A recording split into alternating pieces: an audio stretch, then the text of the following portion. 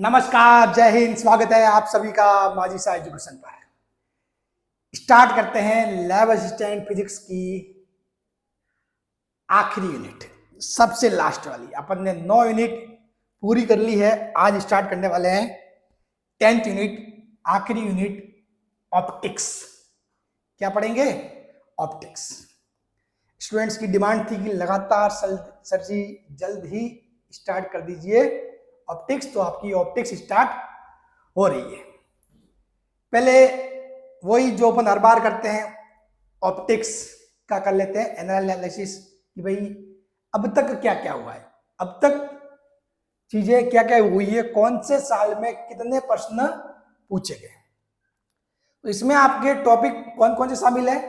Topic शामिल है सूक्ष्मदर्शी और दूरदर्शी, व्यतिकरण, विवर्तन, ध्रुवण और ध्रुवण मापी। 4 टॉपिक है। मतलब अगर इनका एनालिसिस देखिए तो 2016 में जो पेपर हुआ उसमें सूक्ष्मदर्शी और दूरदर्शी से एक सवाल पूछा गया था। ठीक है, फिर इसी सूक्ष्मदर्शी और दूरदर्शी से 2018 में कोई सवाल नहीं आया। 2028 में 2022 की जो 28 वाली शिफ्ट है उसमें भी आया, और 2022 की जो 29 वाली शिफ्ट है ना उसमें भी एक सवाल आया। व्यतिकरण सबसे इंपॉर्टेंट टॉपिक है, देख लो। व्यतिकरण तो मतलब बहुत ज्यादा इंपॉर्टेंट रोल है इसका। 2016 में एक सवाल, ठीक है, 2018 में 2 सवाल आए, 2022 की 28 वाली शिफ्ट में एक सवाल, 29 वाली शिफ्ट में एक सवाल। और व्यतिकरण में भी क्या, जो आपके यंग का डबल स्लिट एक्सपेरिमेंट, यंग द्विस्लिट, ठीक है, जो एक्सपेरिमेंट है उससे सवाल बनते हैं, और एक सवाल फिक्स है मोस्टली। मैंने 2022 में जब पढ़ाया तब भी बोला था, मैंने कहा एक सवाल यहाँ से फिक्स है। वो जो पिछली क्लासों के जो होंगे थंबनेल, ठीक है, उनके ऊपर देख लेना, वो लिखा हुआ होगा, ठीक है, कि यहाँ से एक सवाल फिक्स है, और वो आया था, वो आना है, साफ बात है, ठीक है, क्योंकि चीजों का एनालिसिस किया और उसके बाद ही पढ़ाया था, ठीक है ना। तो ये सबसे जरूरी होता है। ऐसा नहीं होता, क्योंकि आपको क्या करना है, लैब असिस्टेंट एग्जाम फाइट करना, तो आपको वही चीजें पढ़नी है जो आपको लैब असिस्टेंट के हिसाब से है, और आप उन चीजों को कर सको। वैसे तो पढ़ने को बहुत कुछ है इस ऑप्टिक्स को, तो आप मतलब जब बेसिक से स्टार्ट करोगे तो बेसिक में 2-3 दिन लग जाए, तो इतनी चीज नहीं करनी है अपने को, ठीक है। जो जरूरी है वो करना है। फिर है विवर्तन। तो विवर्तन से 2016 में एक सवाल था, 2018 में सवाल था, यहां से नहीं पूछा गया। ध्रुवण और ध्रुवण मापी, इससे हर बार एक सवाल आता है, हर बार एक सवाल आता है, ठीक है। अब देखो, मैं बताऊं, मुझे जहां तक लग रहा है कि अब की बार क्या पैटर्न होने वाला है, तो अब की बार आपके, मुझे लगता है विवर्तन के, देखो 2 बॉक्स खाली है, विवर्तन के नहीं पूछा गया, तो अब की बार विवर्तन का सवाल डेफिनेटली आएगा, तो इसको अपने अच्छे से पढ़ना ही है। इसका सवाल हर बार आता है, व्यतिकरण, तो वो भी पढ़ना ही है, ठीक है। ध्रुवण और ध्रुवण मापी, ये भी एक सवाल आ रखा है, ठीक है। और सूक्ष्मदर्शी, दूरदर्शी, पिछले साल 2 सवाल पूछे गए, लेकिन इस बार भी वापस पूछ सकते हैं। जरूरी नहीं कि ये 3 सवाल ही आए, हो सकता है 4 भी आ जाए, एक आध सवाल ऊपर नीचे भी हो सकता है, ठीक है। लेकिन इस बार ये बात ध्यान रखना, विवर्तन से सवाल जरूर बनेगा, विवर्तन से जरूर बनेगा, क्योंकि पिछली बार नहीं बना है, इस बार बनने की पूरी संभावना है, ठीक है। ये पूरा आपके एनालिसिस है किसका? ऑप्टिक्स का, यानी कि प्रकाश। अब बात करते हैं कि भाई प्रकाश होता क्या है, यूनिट को करते हैं स्टार्ट, कि प्रकाश आखिर में होता क्या है।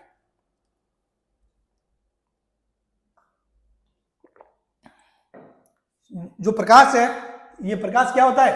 विद्युत चुंबकीय विकिरण के स्पेक्ट्रम का वह भाग जिसे मनुष्य अपनी आंखों से देख सकता है। देखो, विद्युत चुंबकीय स्पेक्ट्रम क्या होता है? विद्युत चुंबकीय स्पेक्ट्रम क्या होता है? अपने आसपास क्या होती है? रेडिएशन होती है। क्या होती है अपने आसपास? रेडिएशन। जैसे कि लाइट है, ठीक है। अब जैसे कि आप, ये बोर्ड है, बोर्ड को देख पा रहे हो, मतलब बोर्ड से कुछ आप चीजें देख पा रहे हो, तो ये क्या है? ये भी एक, मतलब क्या है? रेडिएशन है। एक चीज ऐसी, आप, फोन है, मेरे पास फोन पड़ा, चलो ठीक है, कहाँ गया? हाँ, एक भी पड़ा होगा, ठीक है। तो उस फोन में भी क्या आ रहा है? रेडिएशन आ रहा है, ठीक है। वो आपको दिखता नहीं है भाई, फोन वाली जो वेव्स है, जो तरंग आपके आसपास घूम रही है, वो आपको दिखती नहीं है, ठीक है। तो ऐसे बहुत सारी मतलब वेव्स होती है। जो रेडिएशन होता है वो अलग अलग टाइप का होता है, बहुत सारी मतलब क्या होती है तरंग होती है, और उन तरंगों की अलग अलग क्या होती है तरंग दैर्ध्य होती है। ठीक है, तो इन तरंग दैर्ध्यों के हिसाब से एक इनको बांट रखा है और उसको बोलते हैं इलेक्ट्रोमैग्नेटिक स्पेक्ट्रम। ठीक है, और उसी स्पेक्ट्रम में एक भाग ऐसा होता है जिसको बोलते हैं विजिबल, दृश्य क्षेत्र, जिसको अपन देख सकते हैं। समझ गए? बाकी तो जो अपने आसपास जो विद्युत चुंबकीय विकिरण है, अपने आसपास बहुत सारी विद्युत चुंबकीय विकिरण है, समझ गए? जो अपनी बॉडी है ना, बॉडी से भी हीट रेडिएशन निकलता है। कोई आपके आसपास कोई वस्तु होगी तो सारी वस्तुओं नहीं, कोई किसी न किसी एंगल से वहां से भी हीट रेडिएशन निकलता है। ठीक है, आपके पास फोन में जो सिग्नल आना वो क्या है, वो भी एक टाइप का रेडिएशन है। बहुत सारी चीजें आसपास की उनसे रेडिएशन निकलता है, लेकिन उन रेडिएशन को आप देख नहीं सकते। ठीक है, जैसे कि सूरज से आने वाली कौन सी पैराबैग्नी विकिरण है। ठीक है, तो वो भी आपको दिखती नहीं है भाई, पैराबैग्नी विकिरण आपको नहीं दिखती है वो साफ साफ। ठीक है, तो अब बात ये आती है कि दिखता कौन सा, दिखता है दृश्य क्षेत्र। क्या होता है दृश्य क्षेत्र? दृश्य क्षेत्र तो वही डेफिनेशन है, विद्युत चुंबकीय विकिरण के स्पेक्ट्रम का वह भाग जिसे मनुष्य अपनी आंखों से देख सकता है। बस सिंपल सी डेफिनेशन है। प्रकाश क्या होता है? विद्युत चुंबकीय विकिरण के स्पेक्ट्रम का वह भाग जिसे मनुष्य अपनी आंखों से देख सकता है। एक बात ध्यान रखना, ये सवाल आपके एग्जाम में नहीं आएंगे, ये एक दो जो अपन अगले 10-15 मिनट तक पढ़ने वाले वो डायरेक्ट कोई सवाल उनसे एग्जाम में नहीं आने वाला, लेकिन चीजों को आगे समझने के लिए, चीजों को आगे समझ पाओ इसलिए बेसिक को मैं थोड़ा बहुत जगा रहा हूँ। आपने सारी चीजें 11-12 पढ़ी है, लेकिन उस बेसिक को जगाना थोड़ा जरूरी है ताकि अपन आगे पढ़ेंगे ना तो आपके समझने में आसानी होगी। समझ गए? हाँ, तो इनकी जो जो प्रकाश होता है विद्युत चुंबकीय विकिरण के स्पेक्ट्रम का वह भाग जिसे मनुष्य अपनी आंखों से देख सकता है, इनकी जो तरंग दैर्ध्य होती है वो होती है 3800 से 7400। क्या होती है? 3800 से 7400। और क्या सिंबल है ये होता है आपके एंगस्ट्रॉम। एंगस्ट्रॉम मतलब आपको ध्यान ही है, एंगस्ट्रॉम यानी कि 10⁻⁻10 मीटर, ये होता है आपके एंगस्ट्रॉम। अब बहुत सारे लोग लिख देंगे 380 नैनोमीटर, तो इसको मैं इस 3800 को मैं 380 नैनोमीटर भी लिख सकता हूं। ठीक है, मतलब उस वे में भी मैं उसको लिख सकता हूं। ठीक है, ये बात है। मतलब देखो, ये कहने का मतलब है कि आप मतलब इस चीज को लगे ये कंफ्यूजन नहीं होना चाहिए कि सर किसी बुक में तो 380 नैनोमीटर लिखा है। आप नैनोमीटर होता है 10⁻⁹, 10⁻⁻10, 10⁻⁹, इनको आपस में बदल भी सकते हो भाई। कैसे? सिंपल सी बात है, मैं आपको बताता हूं कि मैंने लिख दिया 3800 एंगस्ट्रॉम। ठीक है, किसी ने लिख दिया किसी बुक में 380 नैनोमीटर। बात दोनों ही सेम है, बात दोनों ही सेम है। 3800 एंगस्ट्रॉम का मतलब हुआ, इसका मतलब 10⁻10 मीटर। ठीक है, चलो इसका मतलब हुआ 380 नैनो यानी 10⁻9 मीटर। अब आखिर में सॉल्व करो, ये सॉल्व करोगे तो ये कितना आएगा? 38 × 10⁻8 मीटर। ठीक है, और ये कितना आएगा? 38 × 10⁻8 मीटर। बात वही है ना, बात वही है, भले यू लिखो यू लिखो। ठीक है, हाँ, तो इन चीजों को लेकर ज्यादा कंफ्यूजन नहीं हो, क्योंकि चीजों को रटना नहीं है। मेन बात है कि बच्चे रट लेते, अरे यार वहां तो ये नैनोमीटर होता है, वो ऐसे कैसे आ गया एंगस्ट्रॉम। तो वही है, इनकी इकाई आपस में बदल गई है वही। ठीक, तो इस रेंज वाला जो विद्युत चुंबकीय स्पेक्ट्रम होता है वो आपके क्या होता है?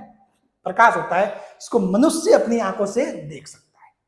बात क्लियर? अब देखो, इसमें जैसे कि अलग अलग कलर होते हैं। ठीक है, अब सबसे जो विबग्योर, अभी सुना होगा विबग्योर वगैरह, वो टाइम मिले तो, वैसे आपको एग्जाम में ऐसा सवाल नहीं आएगा। ठीक है, जस्ट एक बता रहा हूं। तो विबग्योर में देखो, सबसे जो लोवेस्ट, सबसे जिसकी तरंग दैर्ध्य कम होती है वो होता है वायलेट, बैंगनी। बैंगनी की क्या होती है? तरंग दैर्ध्य सबसे कम होती है, उसकी रेंज क्या होती है? 3800 से 4200 के बीच में, इसकी बैंगनी की। और सबसे ज्यादा जो तरंग दैर्ध्य होती है वो किसकी होती है? लाल की होती है, वो होती है 6200 से 7400 के आसपास। ठीक है, यहां तक ये होती है सबसे अधिक तरंग दैर्ध्य।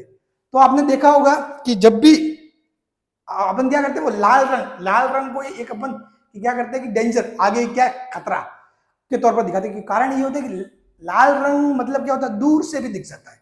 आपने देखा होगा कि कहीं पर मतलब एलईडी लाइट भी मतलब दिखानी है कहीं सिंबल पे तौर पर तो लाल रंग की दिखाते हैं। लाल रंग क्या होता है, दूर से दिख जाता है, कारण लाल रंग की तरंग दैर्ध्य बहुत ज्यादा होती है। तो इसीलिए जहां कहीं भी खतरे का सिंबल हो, मतलब खतरा हो, ठीक है, तो वहां पर मतलब लाल रंग दिखाते हैं। कारण ये होता है कि लाल रंग की तरंग दैर्ध्य ज्यादा होती है, ठीक है। सबसे अधिक तरंग, ये एज ए जनरल साइंस आपके किसी न किसी एग्जाम में काम आ सकता है। फिर क्या होती है कि अपने को पता है कि जो प्रकाश है, प्रकाश एक क्या तो ऊर्जा होता है। प्रकाश किस फॉर्म में होता है, ऊर्जा की फॉर्म में होता है। प्रकाश की जो ऊर्जा होती है वो लिखते हैं Ehν, E बराबर H C upon lambda, C upon lambda. तो यहां से क्या हो गया कि जिसकी C क्या होती है, C निर्वात में प्रकाश की चाल है। C क्या है, निर्वात में जो है प्रकाश की चाल। आपको पता है प्रकाश किसका भाग है, विद्युत चुंबकीय विकिरणों का भाग है। और विद्युत चुंबकीय जो तरंग होती है उनको उनके संचरण के लिए माध्यम की आवश्यकता नहीं होती। मैंने लिखवा रखा है जो मैं लास्ट अपने वेव्स वाला चैप्टर पढ़ा उसमें, विद्युत चुंबकीय जो होती है तरंग, उनके संचरण के लिए माध्यम की आवश्यकता नहीं होती है। निर्वात में भी इनका संचरण हो सकता है और इनकी सर्वाधिक जो स्पीड होती है ना, इसमें होती है निर्वात में होती है। और कितनी होती है, 3 × 10⁸ मीटर पर सेकंड निर्वात में प्रकाश की चाल है। ये क्या होती है, सर्वाधिक होती है। सर्वाधिक किसमें होती है, निर्वात में। बाकी चीजों में इसकी क्या होगी, कम होगी। तो जो ऊर्जा है, प्रकाश की ऊर्जा, वो कैसे डिफाइन होती है, E=hμ/c अपॉन लैम्बडा। यहां से क्या होगा, आपको ध्यान पड़ेगा, जिसकी तरंग दैर्ध्य कम होगी, लेकिन लैम्बडा जिसका कम होगा उसकी ऊर्जा क्या होगी, ज्यादा होगी। जिसकी तरंग दैर्ध्य कम होगी उसकी ऊर्जा ज्यादा होगी। तो यानी कि मतलब ये जो वायलेट है ना, बैंगनी, बैंगनी की ऊर्जा ज्यादा होगी, लाल की ऊर्जा कम होगी।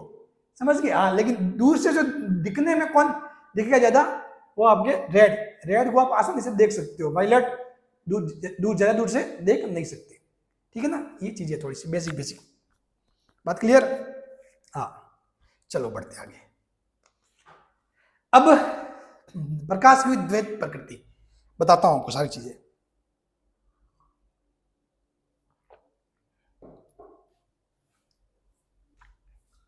भाई जो प्रकाश है ना, प्रकाश के बारे में बहुत सारी चीजें, मतलब ऐसा कोई एक सिद्धांत नहीं था।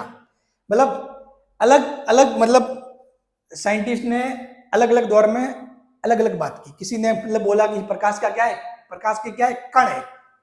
जो कण एक लाइन के हिसाब से चलते हैं, सीधी रेखा में गमन करते हैं। किसी ने ये कहा, किसी ने कहा प्रकाश क्या है, वेव है, ठीक है। और मतलब किसी ने क्या कहा, प्रकाश क्या है, ऊर्जा के पैकेट है। वो उन्होंने अलग अलग चीजें बताई। आपने जब 12th की बुक में पढ़ते हो तो ये सारी चीजें आती है। तो देखो, प्रकाश का क्या होता है, ड्यूल नेचर होता है। प्रकाश का कैसा नेचर होता है, ड्यूल नेचर। ड्यूल नेचर में कैसे, प्रकाश की समझ घटनाओं को समझने के लिए विद्युत चुंबकीय तरंग सिद्धांत और फोटोन सिद्धांत, क्या क्या, विद्युत चुंबकीय तरंग सिद्धांत और फोटोन सिद्धांत दोनों ही आवश्यक है। तरंग सिद्धांत से प्रकाश के व्यतिकरण, विवर्तन और ध्रुवण आदि घटनाओं की व्याख्या की जा सकती है, तथा फोटोन सिद्धांत से प्रकाश विद्युत प्रभाव, प्रकाश विद्युत जो है प्रभाव मतलब क्या हुआ कि जो अपने ऊर्जा, जो सूरज की किरणें से अपन को अपन ऊर्जा में बदलते हैं ना, वो है प्रकाश विद्युत प्रभाव, ठीक है। हाँ, क्वांटम प्रभाव, रमन प्रभाव आदि की व्याख्या होती है। इस प्रकार कुछ घटनाओं में प्रकाश विद्युत चुंबकीय तरंग के समान तथा कुछ घटनाओं में एक समान का कार्य करता है, पार्टिकल के समान, यानी कि कण एक कण की तरह कार्य करता है। कण कण कण कण कण और तरंग की तरह व्यवहार करता है। अतः कहा जा सकता है प्रकाश में कणिका, फोटोन एवं तरंग दोनों ही गुण विद्यमान होते हैं। तो प्रकाश की क्या होती है, द्वैत प्रकृति। देखो सिंपल सी बात है, सिंपल सी बात क्या है, जब पहली बार तो क्या चीजें मालूम पड़ी थी कि प्रकाश किस फॉर्म में, वेव की फॉर्म में, तरंग की फॉर्म में, ठीक है। वो किसने बताया था, तरंग सिद्धांत हाइगन ने दिया था। हाइगन ने क्या बताया था कि ये क्या है, प्रकाश किस फॉर्म में, वेव की फॉर्म में, तरंग की फॉर्म में। और ये तरंग सिद्धांत दिया किसने था, हाइगन का तरंग सिद्धांत आप सभी को पता है, ठीक है। तो इस सबसे कौन कौन सी चीजों की व्याख्या हो गई थी कि जो व्यतिकरण होता है उसकी व्याख्या कर दी थी, विवर्तन की व्याख्या कर दी थी, ध्रुवण की व्याख्या कर दी थी। लेकिन और जो अपन ये तीनों ही चीजें अपन आगे जिनका अध्ययन करेंगे, अपन पढ़ेंगे, ठीक है, अपने सिलेबस में है, व्यतिकरण, विवर्तन, ध्रुवण। उसके अलावा भी प्रकाश से बहुत सारा होता है। आप सूर्य की जो ऊर्जा, सूर्य की किरणें, उनको ऊर्जा में बदलते हो, सौर ऊर्जा। सौर ऊर्जा क्या है? ये एक टाइप का प्रकाश विद्युत इफेक्ट है, ठीक है। तो जो सौर ऊर्जा है, सौर ऊर्जा को मतलब सूर्य जो से आने वाली किरण है उनको आप ऊर्जा में बदलते हो, जिसको सौर ऊर्जा बोलते हैं। तो सौर ऊर्जा क्या है? ये मतलब किस पे आधारित है? फोटोन सिद्धांत पे है आधारित, ठीक है। सौर ऊर्जा को आप इस तरंग सिद्धांत से नहीं समझा सकते, समझ गए? सौर ऊर्जा को आप तरंग सिद्धांत से नहीं समझा सकते। आप किससे समझाते हो? फोटोन सिद्धांत से। फोटोन सिद्धांत से मतलब ये है कि भाई जो प्रकाश है वो ऊर्जा का एक पैकेट है, और उस पैकेट की क्या होती है? ऊर्जा। ऊर्जा इतनी होती है एक पैकेट की, E equal to H mu H C upon lambda, जहां म्यू क्या है? म्यू बराबर क्या? एच सी अपन, इसको लिखेंगे सी अपन लैम्डा, ठीक है। तो ये सारी बेसिक चीजें। तो इसके क्या ड्यूल नेचर होता है, ड्यूल नेचर होता है, ठीक है। क्या क्या? एक तो था तरंग, एक होता कण यानी कि फोटोन। कण यानी कि ऐसा नहीं उसका कुछ द्रव्यमान है, वो नहीं, एक ऊर्जा का पैकेट होता है फोटोन, ठीक है। हाँ, तो दो चीजों के रूप में होता है प्रकाश। कैसे? एक तो तरंग रूप में, और एक होता है ऊर्जा के पैकेट यानी कि फोटोन रूप में।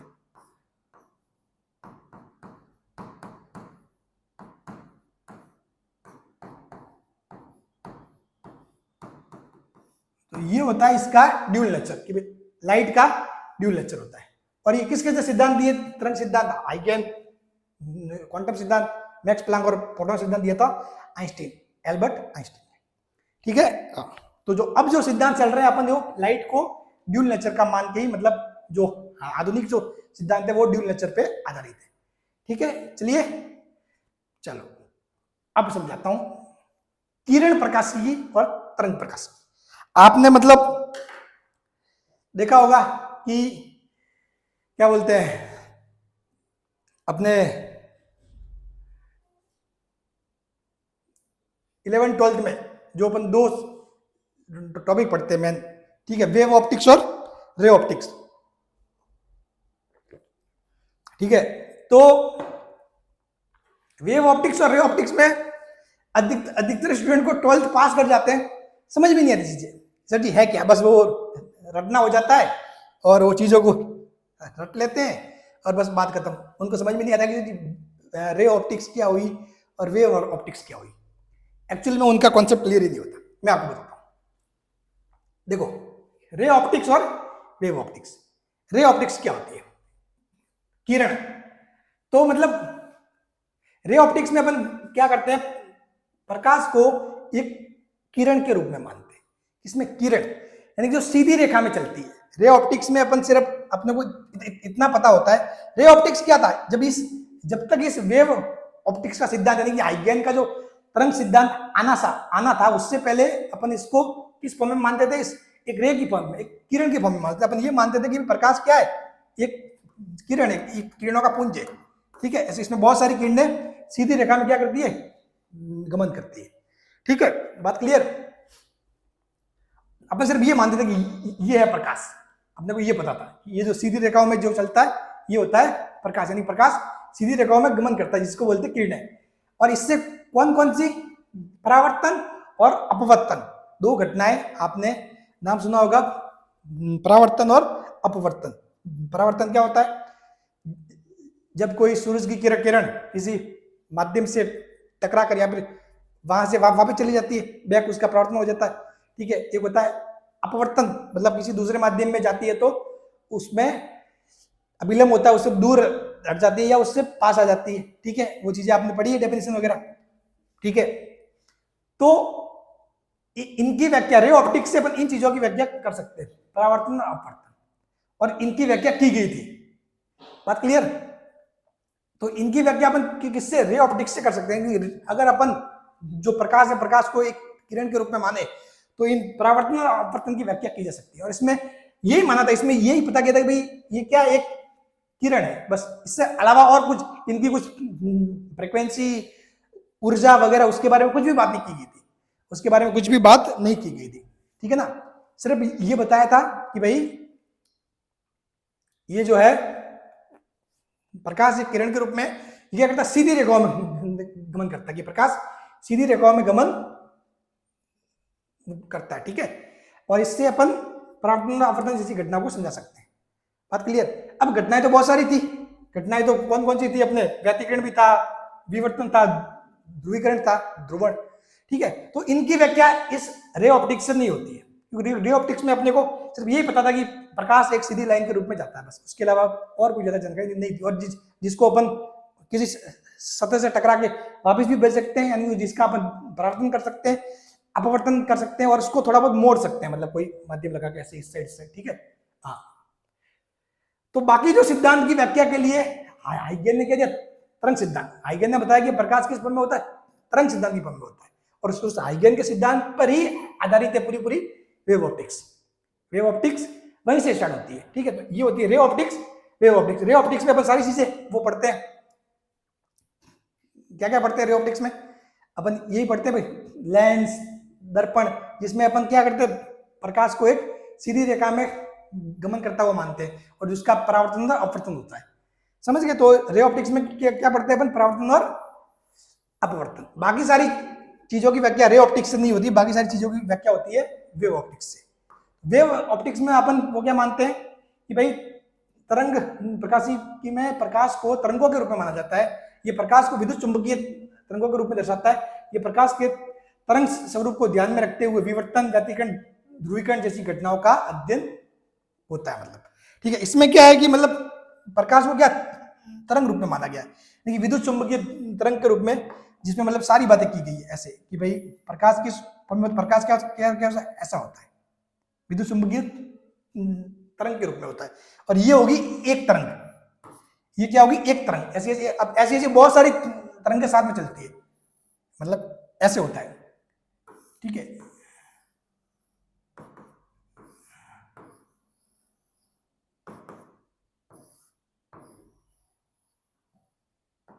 ये क्या हो गया, पूरा का पूरा, ये पूरा का पूरा जो बढ़ रहा आगे, जो जा रहा है, ये क्या है, ये प्रकाश है। ये किसमें बताया, ये तरंग सिद्धांत पे, वेव ऑप्टिक्स में। रे ऑप्टिक्स में क्या बात की थी कि प्रकाश सीधी रेखा में गमन करता है, बस ये फर्क है, ये फर्क। इसमें अपन ने इसके लैम्बडा की बात की थी, ठीक है, तरंग दैर्ध्य की बात की थी, इसमें किसी तरंग दैर्ध्य वगैरह की बात नहीं की थी, समझ गए, क्लियर।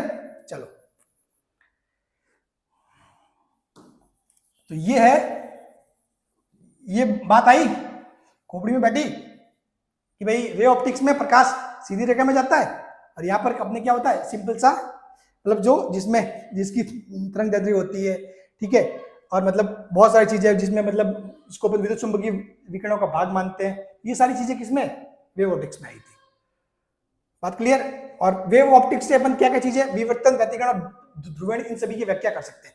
अपन वेव ऑप्टिक्स से परावर्तन और अपवर्तन की भी व्याख्या कर सकते हैं कि भाई जो जो प्रकाश है उसका परावर्तन और अपवर्तन होता है, तो उसकी व्याख्या अपन वेव ऑप्टिक्स से भी करते हैं। ऐसा नहीं मैंने नाम नहीं लिखा, इसका मतलब कि मतलब इसकी व्याख्या इससे नहीं होती, होती इस वेव ऑप्टिक्स से परावर्तन, अपवर्तन, व्यतिकरण, ध्रुवीकरण, ठीक है, विवर्तन, सभी घटनाओं की व्याख्या की जा सकती है। लेकिन रे ऑप्टिक्स से सिर्फ और सिर्फ परावर्तन और अपवर्तन जैसी घटनाओं की व्याख्या होती है, बात क्लियर, लिख लेना कहीं भी अगर मैंने सही लिखा हुआ नहीं सही से। रे ऑप्टिक्स से सिर्फ केवल और केवल परावर्तन और अपवर्तन, और इससे वेव ऑप्टिक्स से अपन व्यतिकरण, ध्रुवीकरण, विवर्तन, परावर्तन और अपवर्तन, इन सभी की व्याख्या कर सकते हैं, बात क्लियर, ठीक है। चलिए,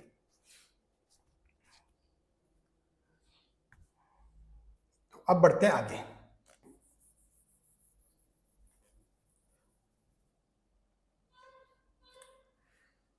फिर उसके बाद आया था प्रकाश का फोटोन सिद्धांत, कि प्रकाश को फोटोन के रूप में मानते हैं, और उससे अपन ने क्या, सौर ऊर्जा जैसे जो सिद्धांत है, जो प्रकाश विद्युत प्रभाव, सौर ऊर्जा वाला सिद्धांत, ठीक है, तो उसकी व्याख्या अपन उससे कर सकते हैं, ठीक है। उसकी व्याख्या अपन वेव ऑप्टिक्स से नहीं कर सकते, लेकिन उस प्रकाश विद्युत प्रभाव, उसमें प्रकाश को ऊर्जा के रूप में माना गया है, बात क्लियर। हाँ, तो उसकी व्याख्या की जा सकती है वहां पर उससे।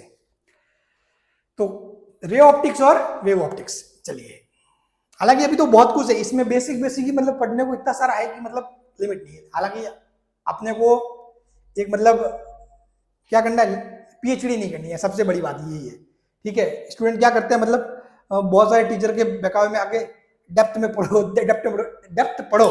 देखो कब पढ़ो, जहां जिस चीज की जरूरत हो ना, ठीक है, वहां वही काम आती है। बात क्लियर ना? अभी जैसे कि आप मतलब कुछ भी, चलो आपके ऊपर कुछ भी अटैक हो जाए, हमला हो जाए, ठीक है, अब आपके पास कुछ लकड़ी है, तो आप क्या करोगे? लकड़ी है तो लकड़ी से ही अपना करोगे बचाव, ठीक है। आप ऐसा थोड़ी कि बंदूक लेने के लिए भागोगे, या फिर कुछ भी और चीज लेने के लिए भागोगे कि अपने सेफ्टी के लिए, ऐसा नहीं होता। तो अपनी जो चीजें है ना, मतलब अपने को जिस डिमांड जितनी होती है ना, अपने को उतना ही करना चाहिए। ज्यादा करना भी नुकसानदायक होता है। और इस बहुत सारे, मैंने बार बार कहता हूं, इंटेलिजेंट बच्चे बहुत सारे होते हैं, लेकिन नौकरी सभी की नहीं लगती। नौकरी सभी की नहीं लगती। कारण ये होता है, फिर से कह रहा हूं, लाइन को फिर से दोहरा रहा हूं, बहुत सारे इंटेलिजेंट बच्चे होते हैं, वो बहुत मेहनत करते हैं लेकिन चूक जाते हैं। और मीडियम बच्चे लिमिटेड मेहनत में भी सीटें निकाल ले जाते हैं। कारण सिर्फ इतना है कि होशियार बच्चा ये सोचता है, किसी एग्जाम के सिलेबस को देखकर वो थोड़ा साइड में रख लेता है और वो चाहता है कि ये भी पूरा पढ़ लेता हूं, पूरा डेप्थ में से घुसकर। अरे अपने को उतना ही पढ़ना है जितना एग्जाम में पूछा जाने वाला है। पीएचडी नहीं करनी है।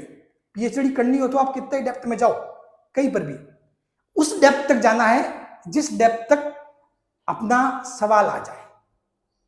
बात क्लियर? आगे और डेप्थ में नहीं कूदना, और उस डेप्थ में कूदने के चक्कर में उस कदर बह जाते हैं कि वो एग्जाम में सफल ही नहीं हो पाते, नौकरी लग ही नहीं पाती, क्योंकि वो एक एक चीज को लेकर मतलब इतना गहन चिंतन करते हैं कि मतलब क्या बताऊं। तो इतना नहीं करना है, सिलेबस ओरिएंटेड रहना है अपने को। अपना टारगेट लैब असिस्टेंट है, लैब असिस्टेंट के लेवल से कितना जरूरी है, बस वो। और उसके लिए सबसे बेस्ट बात है, पिछले सालों के पेपर, अगर आपके पिछले सालों के पेपरों के सवाल सॉल्व हो रहे हैं जो पढ़ा है उससे, बस बात खत्म। उससे ज्यादा और कुछ नहीं करना है। अब उसी को रिवाइज करो बार बार, ये सबसे बड़ा फॉर्मूला है। जो अधिकतर इंटेलिजेंट बच्चे हैं वो असफल होते हैं, तो उसका कारण भी ये है। और जो बच्चे की भी इतने लिमिटेड मेहनत में सीट निकाल ली, तो उसका भी कारण ये है कि वो सिर्फ और सिर्फ सिलेबस को लेता है सामने, उसके अकॉर्डिंग किस लेवल तक पढ़ना है वो तैयारी करता है, पढ़ता है और उसका सिलेक्शन हो जाता है। चलिए अब थोड़ा सा मैं आपको बताता हूं रे ऑप्टिक्स। रे ऑप्टिक्स की थोड़ी सी बेसिक सी बात करते हैं, ठीक है। दर्पण और लेंस दोनों ही प्रकाश के साथ काम करने वाले उपकरण है, ठीक है। लेकिन उनके काम करने के तरीके में मुख्य अंतर, दर्पण प्रकाश को क्या करता है? परावर्तित करता है। जो अपना दर्पण होता है वो क्या करता है? प्रकाश को परावर्तित करता है। जो दर्पण होता है वो क्या करता है? प्रकाश को परावर्तित करता है। क्या करता है? प्रकाश को परावर्तित करता है। और जबकि लेंस क्या करता है? प्रकाश को अपवर्तित करता है। लेंस क्या करता है? प्रकाश को अपवर्तित करता है। परावर्तन और अपवर्तन, मतलब परावर्तन अपवर्तन आपको बताइए भाई। परावर्तन में क्या होता है? अगर अपन परावर्तन की बात करें तो क्या होता है परावर्तन? कोई प्रकाश आया, ठीक है, प्रकाश आके यहाँ पे टकराया, टकरा के ये वापस चला गया, ये घटना क्या होगी? परावर्तन। और जो अपने अपवर्तन की घटना क्या होती है कि कोई प्रकाश सघन माध्यम से विरल माध्यम करता प्रवेश, तो जो अभिलंब होता है उससे दूर, और विरल से सघन में तो अभिलंब की ओर, ये होता है आपके ये होता है आपके अभिलंब, इसको बोलते हैं, अरे यार चलना, हाँ, अभिलंब, ठीक है। उसमें क्या होता है भाई? प्रकाश आया, ठीक है, फिर उसके हिसाब से मतलब जैसे कि ये मान लो सघन है और ये विरल है, ठीक है, तो इसको नियम के हिसाब से तो जाना था ये, लेकिन ये थोड़ा दूर हट जाएगा, ठीक है, थोड़ा सा दूर हट जाएगा ऐसे, ठीक है। तो ये होता है आपके परावर्तन, ये होता है अपवर्तन, ठीक है। हालांकि मैं आपको यहाँ पे परावर्तन अपवर्तन की थ्योरी नहीं पढ़ाने वाला हूँ, एक बेसिक जानकारी दे रहा हूँ, अगर आपको अब तक थोड़ा सा कुछ धुंधला हो रखा था तो, ठीक है।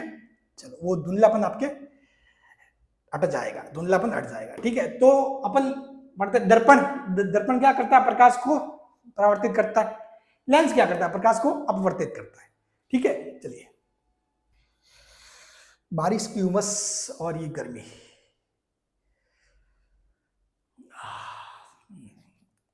एसी लाना पड़ेगा। नहीं तो ऐसे तो बहुत मुश्किल हो जाता है। ठीक है, अब चलो दर्पण। तो मिरर, जिसको बोलते हैं मिरर, दर्पण एक ऐसी सतह होती है जो प्रकाश को क्या करती है, परावर्तित करती है, यानी कि उस पर पड़ने वाली प्रकाश किरणों को वापस लौटाती है। दर्पण आमतौर पर एक तरफ से पॉलिश किया होता है जिससे प्रकाश परावर्तित हो सके। इसमें क्या समतल दर्पण, अवतल दर्पण, उत्तल दर्पण, ठीक है, ये है। चलो लेंस, लेंस क्या होता है? लेंस एक पारदर्शी सामग्री, जैसे कांच या प्लास्टिक। लेंस कांच से भी बन सकता है और प्लास्टिक से भी बन सकता है, ध्यान रखना, ठीक है। तो लेंस एक पारदर्शी सामग्री जिसमें कांच या प्लास्टिक से बना होता है जो प्रकाश को क्या करता है, अपवर्तित करता है, यानी कि प्रकाश की किरणों को मोड़ता है, ठीक है। हाँ, लेंस दो प्रकार के होते हैं मेनली, ठीक है। कैसे कैसे? अवतल और उत्तल, कॉनकेव और कॉन्वेक्स। अवतल लेंस के बीच में पतला और किनारों पर मोटा होता है और ये प्रकाश की किरणों को क्या करता है, फैलाता है, प्रकाश की किरणों को फैलाता है। मतलब कैसे? ये होता है ऐसा, ये आपके अवतल लेंस हो गया। एक मिनट,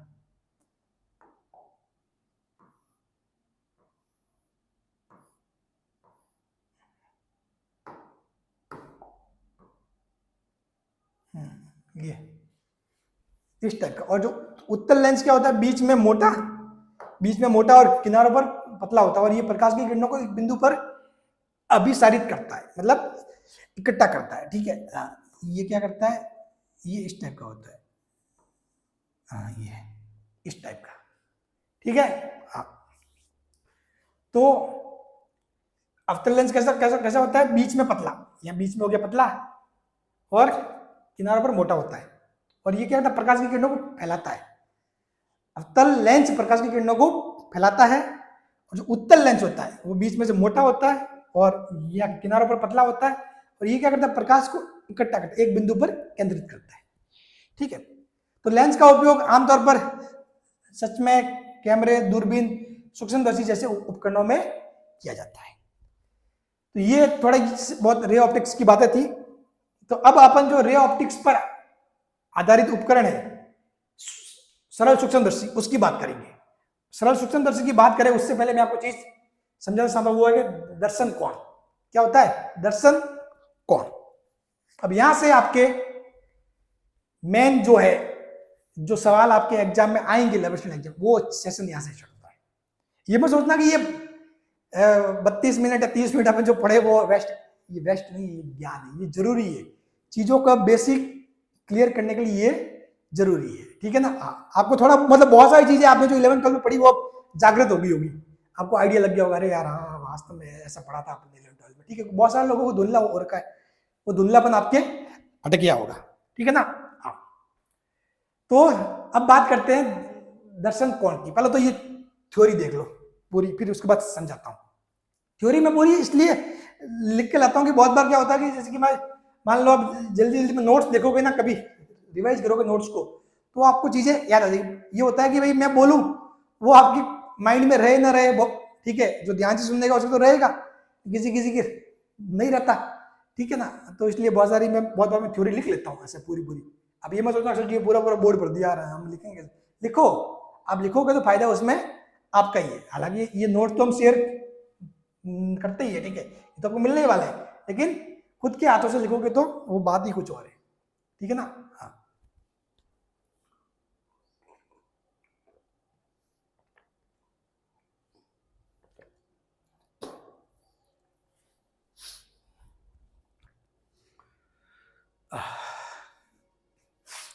अब देखो ये थ्योरी क्या कहती है, आंख द्वारा किसी वस्तु का छोटा या बड़ा दिखाई देना उस वस्तु द्वारा आंख पर बने कोण पर निर्भर करता है। अपनी आंख क्या करती है, किसी वस्तु को क्या करती है, छोटा या क्या देखती है, बड़ा देखती है, समझ गए। सेम चीज है, एक चीज, कोई भी चीज है, उसको पास में लेके आओ आपको वो बड़ी दिखेगी और दूर से देखोगे तो क्या दिखाई देगी, छोटी दिखाई देगी। तो वही चीज आखिर में उसका रियल में तो आकार वही है, लेकिन पास में छोटी बड़ी दिखाई देती है, दूर से छोटी दिखाई देती है। कारण क्या है, तो कारण सबसे बड़ा है दर्शन कोण। दर्शन कोण यानी कि आंख द्वारा किसी वस्तु का छोटा या बड़ा दिखाई देना उस वस्तु द्वारा आंख पर बने कोण पर निर्भर करता है, जिसे दर्शन कोण कहते हैं। यानी कि कोई वस्तु क्या करती है, आंख पर एक क्या बनाती है, कोण बनाती है। कोई भी वस्तु आंख पर क्या बनाती है, एंगल बनाती है। कोई भी वस्तु आंख पर एक एंगल बनाती है, जिसको बोलते हैं दर्शन कोण। इसको क्या बोलते हैं, दर्शन कोण बोलते हैं। ठीक है,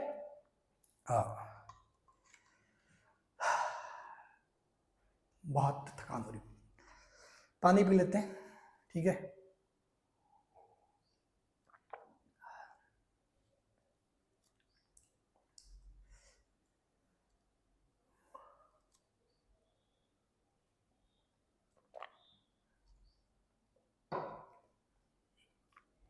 क्या होता है जब गर्मी होती है ना, उमस, और उस पोजीशन में एक तो मतलब बोलना, खड़े रहना, ठीक है, और ऊपर से गर्मी और पसीने हो रहे, तो फिर बहुत ये बेकार काम है। अब जुगाड़ करेंगे। अब हम सोच रहे हैं भाई ये वाली सर्दी, मतलब ये वाली जो गर्मी है वो निकल जाए, फिर तो आ जाएगी आगे सर्दी, तो नेक्स्ट टाइम लाएंगे। मतलब यही होता है, मतलब एक जो मीडियम इंसान, जो मध्यम परिवार के, आप और मैं सब मध्यम परिवार वाले हैं लगभग, ठीक है, तो वो मतलब यही सोचते हैं, मतलब कि भाई अरे यार छोड़ो, इस बार तो निकालो, इस बार का काम निकल जाए, नेक्स्ट टाइम लेके आएंगे, यही होता है। ठीक है, और फिर अपन बहुत बार ऐसे होता है अपने जिंदगी को ला ही नहीं पाते, अपन एक साल और निकाल दिया, फिर नेक्स्ट टाइम आता है, फिर अपन वही बहाने करते हैं, अरे यार नेक्स्ट टाइम। कारण ये होता है कि अपने पास पैसे नहीं होते। पैसे अगर आज हो, जेब में पड़े हो, तो चल जाओ यार, फोन किया अभी का अभी 3-4 घंटे में तो इंस्टॉल हो जाएगा। पैसा होता है तो उन्हीं पैसों के लिए तो चीजें आपको पढ़ना है, ठीक है, और जो भी संघर्ष करना जीवन में, मेहनत, जो भी मेहनत कर रहे हैं वो उन्हीं चीजों के लिए कर रहे हैं, ताकि कुछ भी मतलब चीज अपनी हो पाए। ठीक है, हालांकि पैसा सब कुछ तो होता नहीं है, शांति और एक अच्छा इंसान बनना, ठीक है, पैसों की जगह पैसा काम करता है, बट एक व्यावहारिक जीवन के मूल्य होते हैं, एक इंसान के मूल्य होते हैं, नैतिक मूल्य होते हैं, वो बहुत ज्यादा जरूरी है। ठीक है, तो आंख द्वारा किसी वस्तु का छोटा या बड़ा दिखाई देना उस वस्तु द्वारा आंख पर बने कोण पर निर्भर करता है, इसे दर्शन कोण कहते हैं। तो समझ गए, मतलब मामला किस पे है, दर्शन कोण पे है, कि कोई वस्तु आपको छोटी दिखाई देगी या बड़ी दिखाई देगी, वो डिसाइड कैसे होगा कि वो वस्तु आपकी आंख पर दर्शन कोण किस टाइप का बता रही है। समझ गए आप? इसलिए हमें जब दूर स्थित छोटी वस्तुओं को बड़ा देखना, तो उसे आंख के समीप लाते हैं। अब जैसे कि दूर कोई वस्तु दूर पड़ी है, ठीक है, तो और उसको अपने को बहुत बड़ा या पास से दो, उसको अपन क्या करते हैं, पास लाते हैं, पास लाने की कोशिश करते हैं। तो इसलिए हमें जब दूर स्थित छोटी वस्तु को बड़ा देखना है, तो उससे आंख के समीप लाते हैं। लेकिन आंख के पास लाने की लिमिट होती है। आप किसी भी चीज को लाओ ना एक आंख के पास, जैसे कि दूर से देखोगे तो ठीक है, दिख रहा है आपको। अब किसी भी चीज को आंख के पास लाओ, और लाओ और लाओ और लाओ और लाओ, एक समय ऐसा आता है कि मतलब आपको बिल्कुल दिखना ही बंद, चीज वो दिखती नहीं है, बिल्कुल वो धुंधलापन से सा जाता है, एकदम से साफ साफ दिखती नहीं है। तो एक लिमिट होती है, कि जहां तक मतलब साफ साफ भी दिखे और आपकी आंख पे जोर भी नहीं पड़े। समझ गए? जैसे कोई भी चीज है, आप ये मार्कर है, ठीक है, अब इसको मैं यहां से देख रहा हूँ, ठीक है, मेरे को बिल्कुल मेरी आंखों पे कोई जोर नहीं पड़ रहा, शांति से दिख रहा है। अब मैं और पास में ला रहा हूं, अब मेरे को थोड़ा बहुत दिख रहा है, इतना धुंधला भी हो रहा है और मेरी आंख पर जोर भी पड़ रहा है। देखो, आंख पर जोर भी पड़ रहा है और बिल्कुल ऐसे धुंधलापन भी चाह रहा है।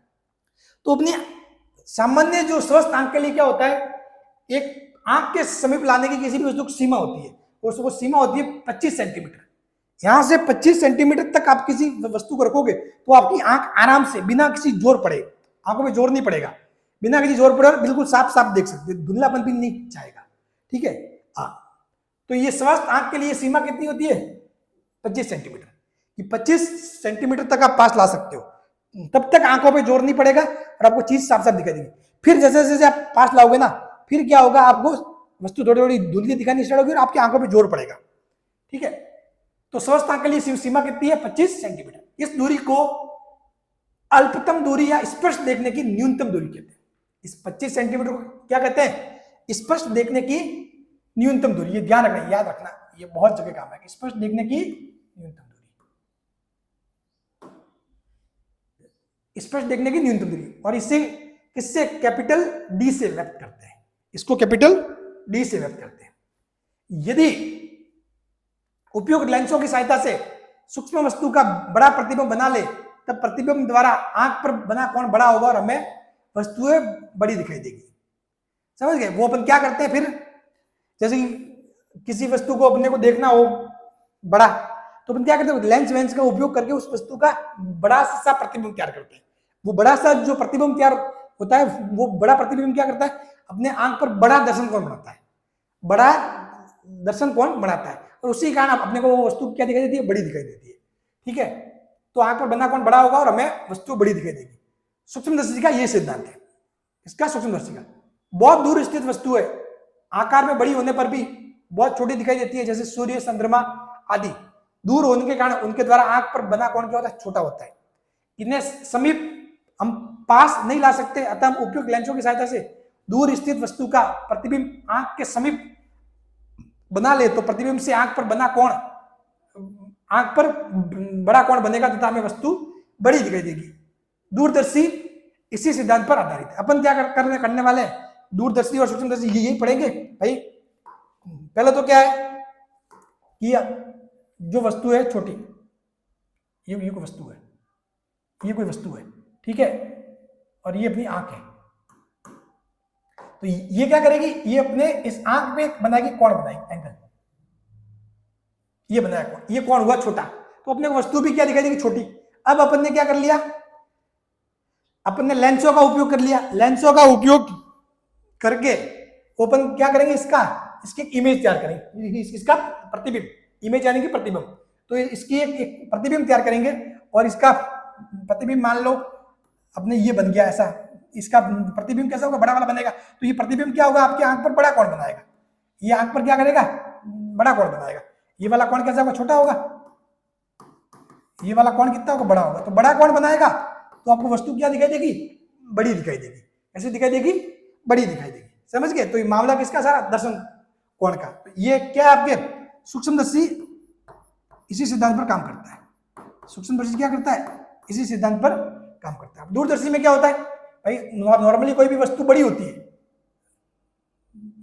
वस्तु क्या होती है, बड़ी होती है, लेकिन आप दूर से देखते हो, आपकी आंख क्या होती है, बस सूर्य है, वो चंद्रमा, आप दूर से देखते हो तो आपके कोण फिर आगे में क्या बनता है, बहुत छोटा बन जाता है, कोण छोटा बन जाता है। तो उसका कोण अपन बड़ा करके देखते, क्योंकि सूर्य को तो आप आंख के पास तो ला नहीं सकते, सूर्य को तो आप आंख के पास तो ला नहीं सकते, तो उसको बड़ा देखने के लिए क्या करते हैं अपन, दूरदर्शी काम में लेते हैं।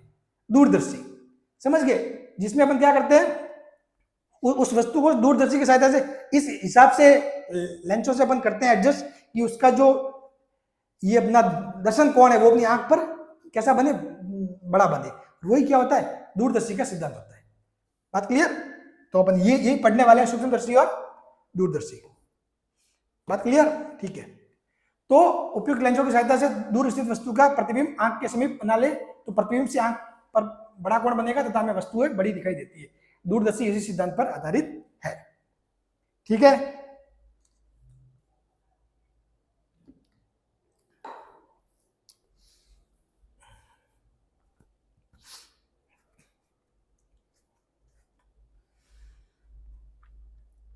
चलिए। तो सूक्ष्मदर्शी और दूरदर्शी दो बातें तो समझ में आ गई। अभी इनकी थ्योरी तो अपन आगे पढ़ेंगे। तो सूक्ष्मदर्शी क्या होता है कि जो बहुत छोटी सी वस्तु होती है उसको बड़ा देखने के लिए काम में लेते हैं। कोई छोटी वस्तु होती है बहुत छोटी, उस छोटी सी वस्तु को बड़ा देखने की, छोटी सी वस्तु बड़ा मतलब जैसे बहुत सारी बारीक सी चीजें, ठीक है, जैसे बैक्टीरिया वगैरह आप देखते हो, आपको वैसे थोड़ी दिखते हैं हाथ से, वो सूक्ष्मदर्शी से देखोगे ऐसे, ताकि आपको छोटी सी वस्तु भी दिखाई दे जाए। बात क्लियर? और जैसे सूर्य चंद्रमा जो दूर की वस्तु है, जो तारे हैं, उनको देखने के लिए दूरदर्शी ठीक है वो काम में लेते हैं, दूरदर्शी, ताकि जिससे जो दूर की वस्तु अपने को छोटी दिखाई देती है, वो अगर अपन सिंपली अपनी नंगी आंखों से देखे तो वो अपने को छोटी दिखाई देगी, लेकिन दूरदर्शी से आप देखोगे तो आपको बड़ी दिखाई देगी। ठीक है, ये होता है। अब एक होती है, क्या होती है, आवर्धन क्षमता। आवर्धन क्षमता, अब देखो आवर्धन क्षमता क्या होती है, किसी प्रकाशिक यंत्र की दर्शन कोण बढ़ाने की क्षमता को आवर्धन क्षमता कहते हैं। ठीक है, किसी प्रकाशिक यंत्र से बने प्रतिबिंब द्वारा आंख पर बनने वाले कोण बीटा तथा बिना यंत्र के केवल आंख से देखने पर वस्तु द्वारा बने कोण अल्फा का अनुपात आवर्धन क्षमता के बराबर होता है। ठीक है, पहले तो ये एक लाइन में बताता हूं, ये जो है ना आवर्धन क्षमता, ये एक्चुअली कौन सी है, कोणीय आवर्धन क्षमता। ये कौन सी होती है, कोणीय, क्योंकि अपन जो किस फॉर्म में बात करते हैं, कोण की फॉर्म में, एंगल की फॉर्म में बात करते हैं, ये होती है एक्चुअली कोणीय आवर्धन क्षमता। एक मिनट वहां पर ही लिख लेता हूं, एकदम कंफ्यूज हो जाओगे। कोणीय आवर्धन क्षमता,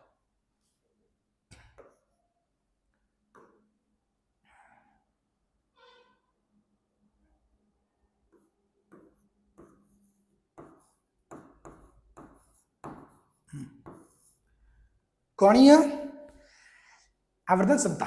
ठीक है, तो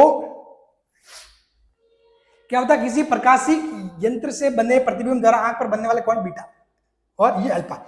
अल्फा यानी कि कब, जब किसी वस्तु को आप नंगी आंख से देखते हो, आपने कोई भी यंत्र काम में नहीं लिया, कोई भी प्रकाशिक यंत्र काम में नहीं लिया, उसको आप नंगी आंख से देख रहे हो। ठीक है, तो नंगी आंख से देखोगे तो तब जो बनता कोण वो होता है अल्फा, और जब आपने प्रकाशिक यंत्र काम में लिया, यानी कि सूक्ष्मदर्शी या वगैरह जो भी है वो काम में लिया, और उस केस में आपके बना एंगल बीटा। ठीक है, तो जो आवर्धन क्षमता हुई वो क्या होगा, बीटा अपॉन अल्फा। आवर्धन क्षमता क्या हुआ, बीटा अपॉन अल्फा। ठीक है, हाँ ये हो जाता है, तो इसको बोलते हैं आवर्धन क्षमता। ये याद रखना, बीटा कब है, जब आपने कोई सूक्ष्मदर्शी या दूरदर्शी का उपयोग किया है। ठीक है, और उसके बाद वाला कोण, और बट्टा में अल्फा, जो नंगी आंखों से देखने पर वो वाला कोण। समझ गया, आवर्धन मतलब कितना बड़ा दिखाई दिया, कितना बड़ा दिखाई दिया, कहने का मतलब ये है। समझ गए कि भाई कोई वस्तु थी, पहले मान लो कि एक था, फिर उसके बाद आपको 3 दिखाई दिया, तो 3/1 कितना हो गया, 3 गुना, तो उसका जो आवर्धन है वो कितना हुआ, 3 गुना हो गया। बात क्लियर, हाँ, वस्तु वो 3 गुना आपको बड़ी दिखाई देगी, ये हो जाएगा। ठीक है ना, चलो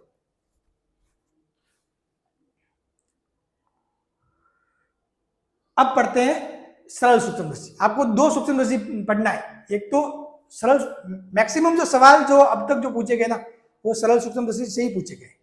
ठीक है, और एक 10 संयुक्त, तो अपन पढ़ेंगे दोनों, सरल और संयुक्त दोनों ही पढ़ने वाले हैं।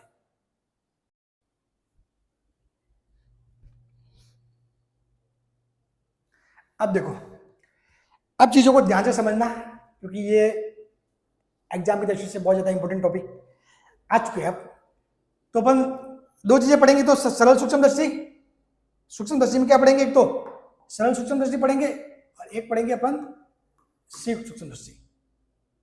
सरल और संयुक्त, सरल और संयुक्त। ठीक है, तो देखो सरल सूक्ष्मदर्शी में क्या होता है, जब कोई वस्तु उत्तल लेंस के सामने उसके प्रकाश केंद्र और फोकस, और क्या होता है, प्रकाश केंद्र और फोकस।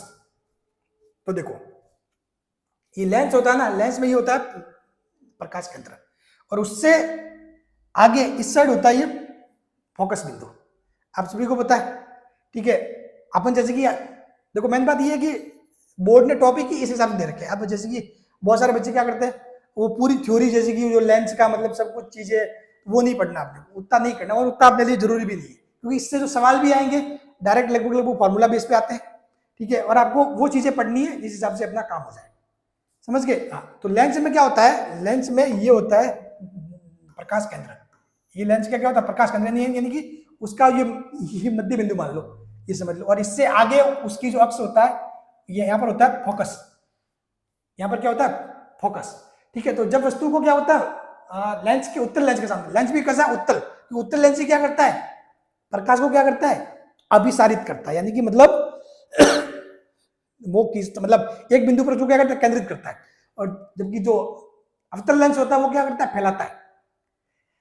अवतल लेंस फैलाने का काम करता है, जबकि उत्तल लेंस एक जगह पे किरणों को क्या करता है, इकट्ठा करता है, यानी कि अभिसारित करता है। उत्तल लेंस क्या करता है, अपसारित करता है।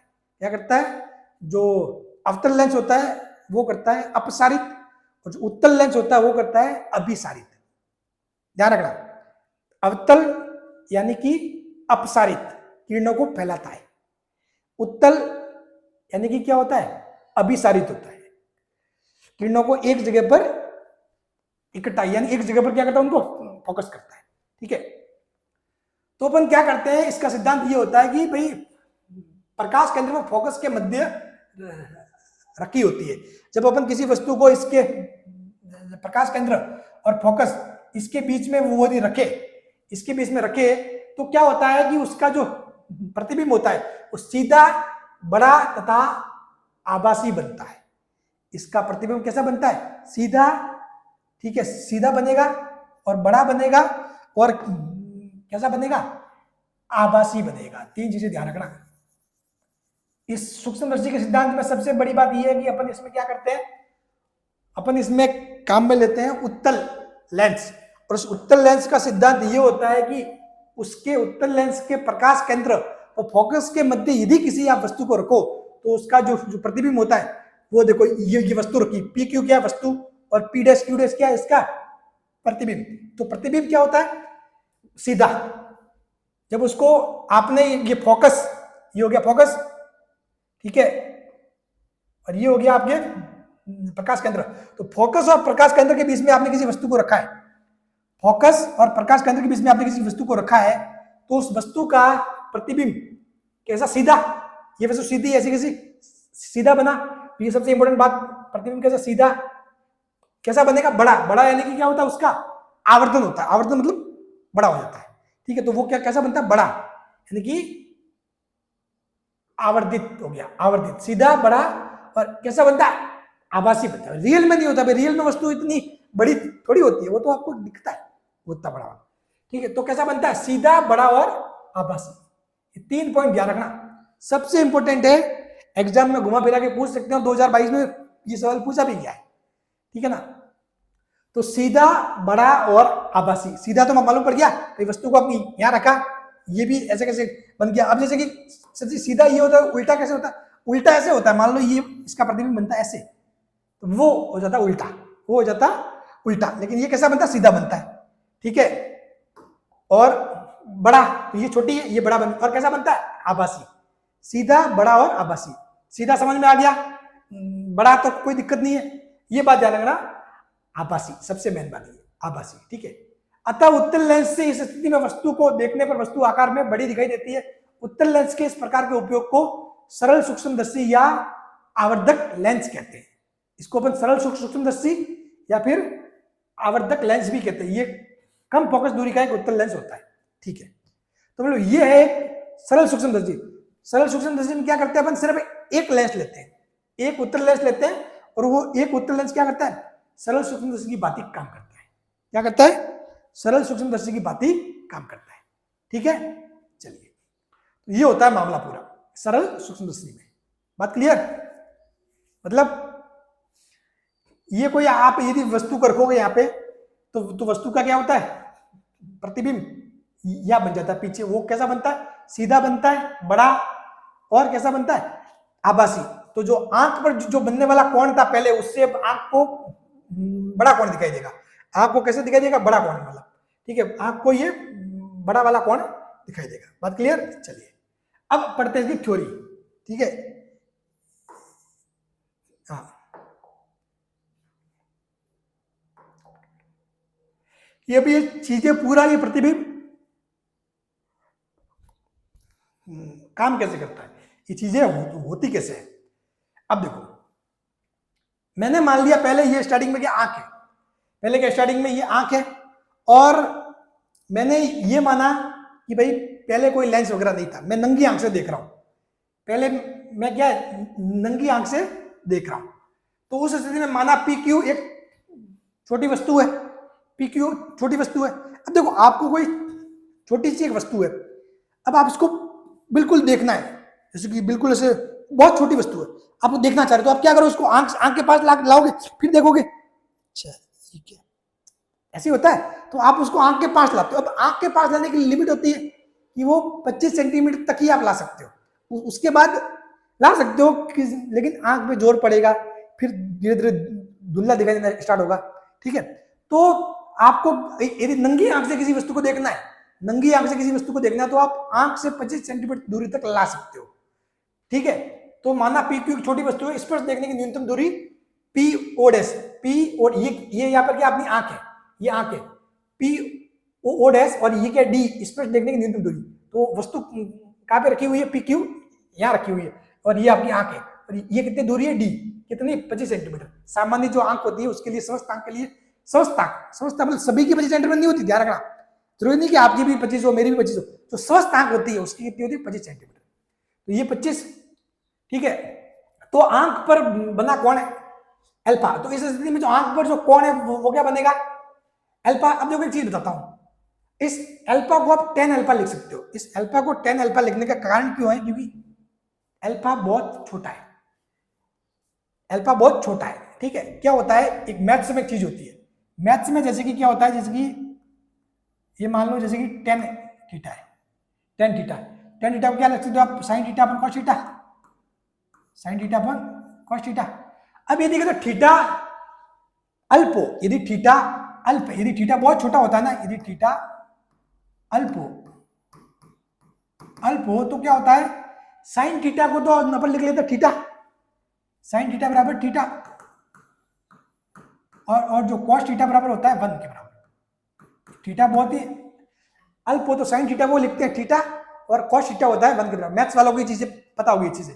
तो इसको अपन tan थीटा को क्या लिख सकते हैं, थीटा, sin थीटा की जगह थीटा और cos थीटा की जगह 1, तो इसको लिख दिया, इसको वो क्या लिख दिया आपने, थीटा। तो जब आप थीटा का मान बहुत छोटा हो ना तो आप tan थीटा को थीटा लिख सकते हो, तो इसीलिए अपने लिखा अल्फा बराबर tan अल्फा, ठीक है। हाँ,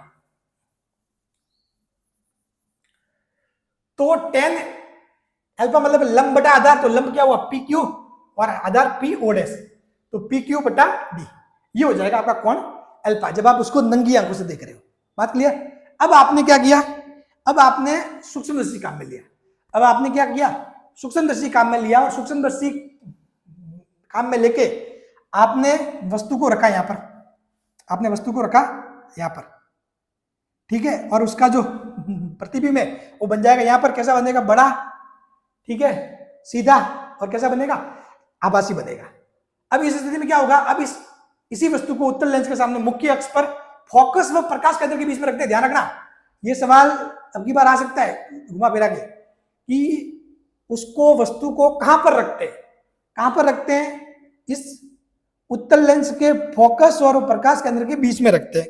सूक्ष्मदर्शी के मामले में, सूक्ष्मदर्शी के मामले में इसको फोकस और प्रकाश केंद्र के बीच में रखते हैं। तो उत्तल लेंस इसका आभासी, आवर्धित यानी कि बड़ा व सीधा प्रतिबिंब P डैश Q डैश बनाता है।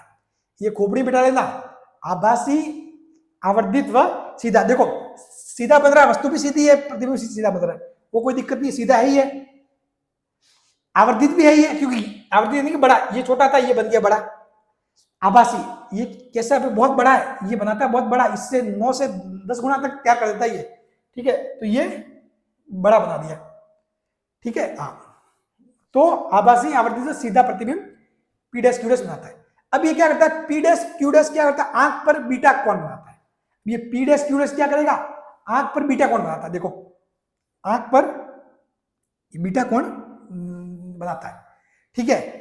तो अब देखो बीटा क्या होगा, बीटा कोण बनाता है, जहां बीटा क्या होता है, बड़ा होता है अल्फा से। ये कब है अल्फा, जब आपने सूक्ष्मदर्शी काम में नहीं लिया था, अतः हमें वस्तु बड़ी दिखाई देती है। अतः यहाँ पर सेम टू सेम बीटा बराबर tan बीटा, और यहाँ पे क्या है, ये भी बीटा भी क्या है, अल्प है। हाँ, ये भले ही अल्फा से बड़ा है लेकिन छोटा ये भी है, छोटा ये भी है। इसके लिए भी अपन ये अप्रोक्सीमेशन लगा सकते हैं कि भाई बीटा बराबर tan बीटा। तो tan बीटा क्या हो जाएगा, अपन देखो चूंकि अपने को ये वाला जो है आधार ध्यान नहीं है, तो अपन क्या करेंगे, इस वाले को काम में लेंगे, इस वाला, ये जो ये अपने ये त्रिभुज बन रहा है,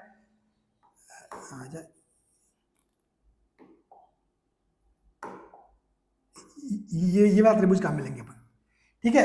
इसमें देखो लंब क्या हो जाएगा, पी क्यू, और ये आधार पी ओ, यानी कि पी ओ यानी कि इसको बोलते हैं यू क्या होता है, इस लेंस के प्रकाश केंद्र से वस्तु की दूरी। यू क्या होता है, वस्तु की लेंस से दूरी, किससे दूरी, सारी दूरियां किससे नापते हैं अपन, इस प्रकाश केंद्र से, सारी दूरियां अपन नापते हैं किससे? इस प्रकाश केंद्र से, जो प्रकाश केंद्र होता है ना, इससे। तो यू वस्तु की लेंथ से दूरी। बात क्लियर? ठीक है, तो ये हो जाएगा PQ अपॉन यू। अब यहां से देखो आगे, अब जो अपने को बताया कि जो आवर्धन क्षमता M जो होता है वो क्या होता है? प्रतिबिंब द्वारा आंख पर बना कोण, तो वो क्या होता है? बीटा बटा वस्तु द्वारा आंख पर बना कोण जब वह D दूरी पर हो। ठीक है, जब अपने ये वो सूक्ष्मदर्शी काम में नहीं लिया गया तब वाली स्थिति, तो बीटा अपॉन अल्फा बराबर tan beta upon tan alpha. ठीक है, तो इसको लिख दिया PQ अपॉन यू, इसको क्या लिख दिया? PQ अपॉन यू, और उसको लिख दिया PQ अपॉन D। तो यहां से आ जाएगा D अपॉन यू, यानी कि M बराबर क्या आया? M बराबर आया आपके D upon you.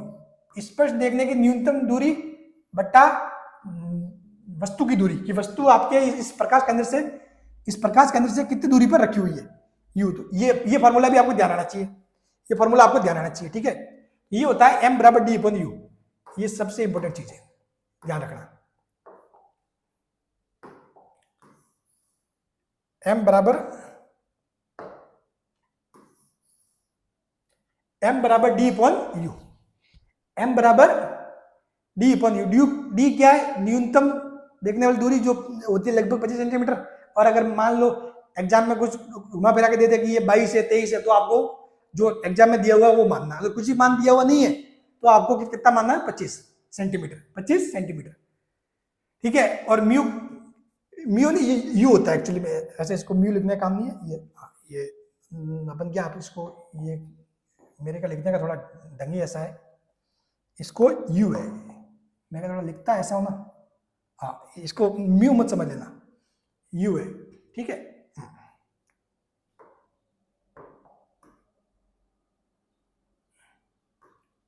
You, we और यू। वी क्या होता है? जो प्रतिबिंब होता है उस प्रतिबिंब की दूरी मानते हैं अपन वी, और यू किसकी मानते हैं? वस्तु की दूरी, ये ध्यान रखना। तो M बराबर D अपन यू हो गया।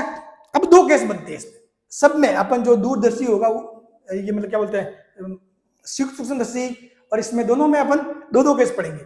एक केस होता है जब अंतिम प्रतिबिंब स्पष्ट देखने की न्यूनतम दूरी D पर बने, यानी कि जो अंतिम प्रतिबिंब आपका बन रहा है, ये प्रतिबिंब बन रहा है यहां पर, ये क्या बन रहा है? P dash Q dash. अब मान लो ये जो दूरी है O से इस P डैश की दूरी, ये मान लो कितनी हो? D हो, कौन सा? कैपिटल D, यानी कि वो स्पष्ट देखने की न्यूनतम दूरी पर बने।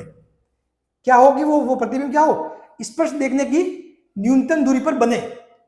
वो कैसे? कि जब अंतिम जो प्रतिबिंब है वो स्पष्ट देखने की न्यूनतम दूरी D पर बने। कहने का मतलब ये है कि भाई ये जो दूरी है, ये प्रतिबिंब जो बन रहा है वो यहां से कितनी D दूरी पर बने, यहां से कितनी, यहां से आपके D दूरी पर बन जाए, ये वाला केस है। ठीक है, तो D दूरी पर बनेगा तो क्या होगा उस केस में? अब अपन करेंगे लेंस के सूत्र से। लेंस का सूत्र होता है, सभी को पता है, 1/f बराबर 1/v माइनस 1/u। अपन इसके लेंस का सूत्र सीखने नहीं जाएंगे, ये बेसिक सी चीज है। ठीक है, और नहीं भी पता तो आप उसको डायरेक्ट ध्यान रख लो। लेंस का सूत्र होता है 1/f बराबर 1/v माइनस 1/u। यू क्या होता है? जो वस्तु की दूरी, सारी दूरी अपन कहां से नापते हैं? ये प्रकाश केंद्र होता है ना, इस प्रकाश केंद्र से सारी दूरियां नापते हैं। ठीक है, तो इस प्रकाश केंद्र से ये होता है यू, ये वस्तु की दूरी होगी PQ, और ये देखो OP क्या हो गया? ये वस्तु की दूरी, और OP डैश किसका हो गया? इस प्रतिबिंब की दूरी। ठीक है, तो V क्या होता है? V होता है प्रतिबिंब की दूरी, और F क्या होता है? F होता है फोकस दूरी। F कैसा होता है? फोकस दूरी। ठीक है, चलो, तो यहां से आप देखोगे। ठीक है, तो अब देखो, अब क्या होता है? एक चीज होती, एक मतलब साइन, कि भाई इनके जो किस दूरी को नेगेटिव लेंगे, किस दूरी को लेंगे पॉजिटिव, तो वो भी एक बात होती है। तो देखो उसमें क्या होता है, एक बात ध्यान रखना, ये एक बात हमेशा ध्यान रखना कि जो उत्तल लेंस की जो फोकस दूरी होगी वो कैसी होगी? पॉजिटिव। उत्तल लेंस की फोकस दूरी F क्या होगा? हमेशा पॉजिटिव।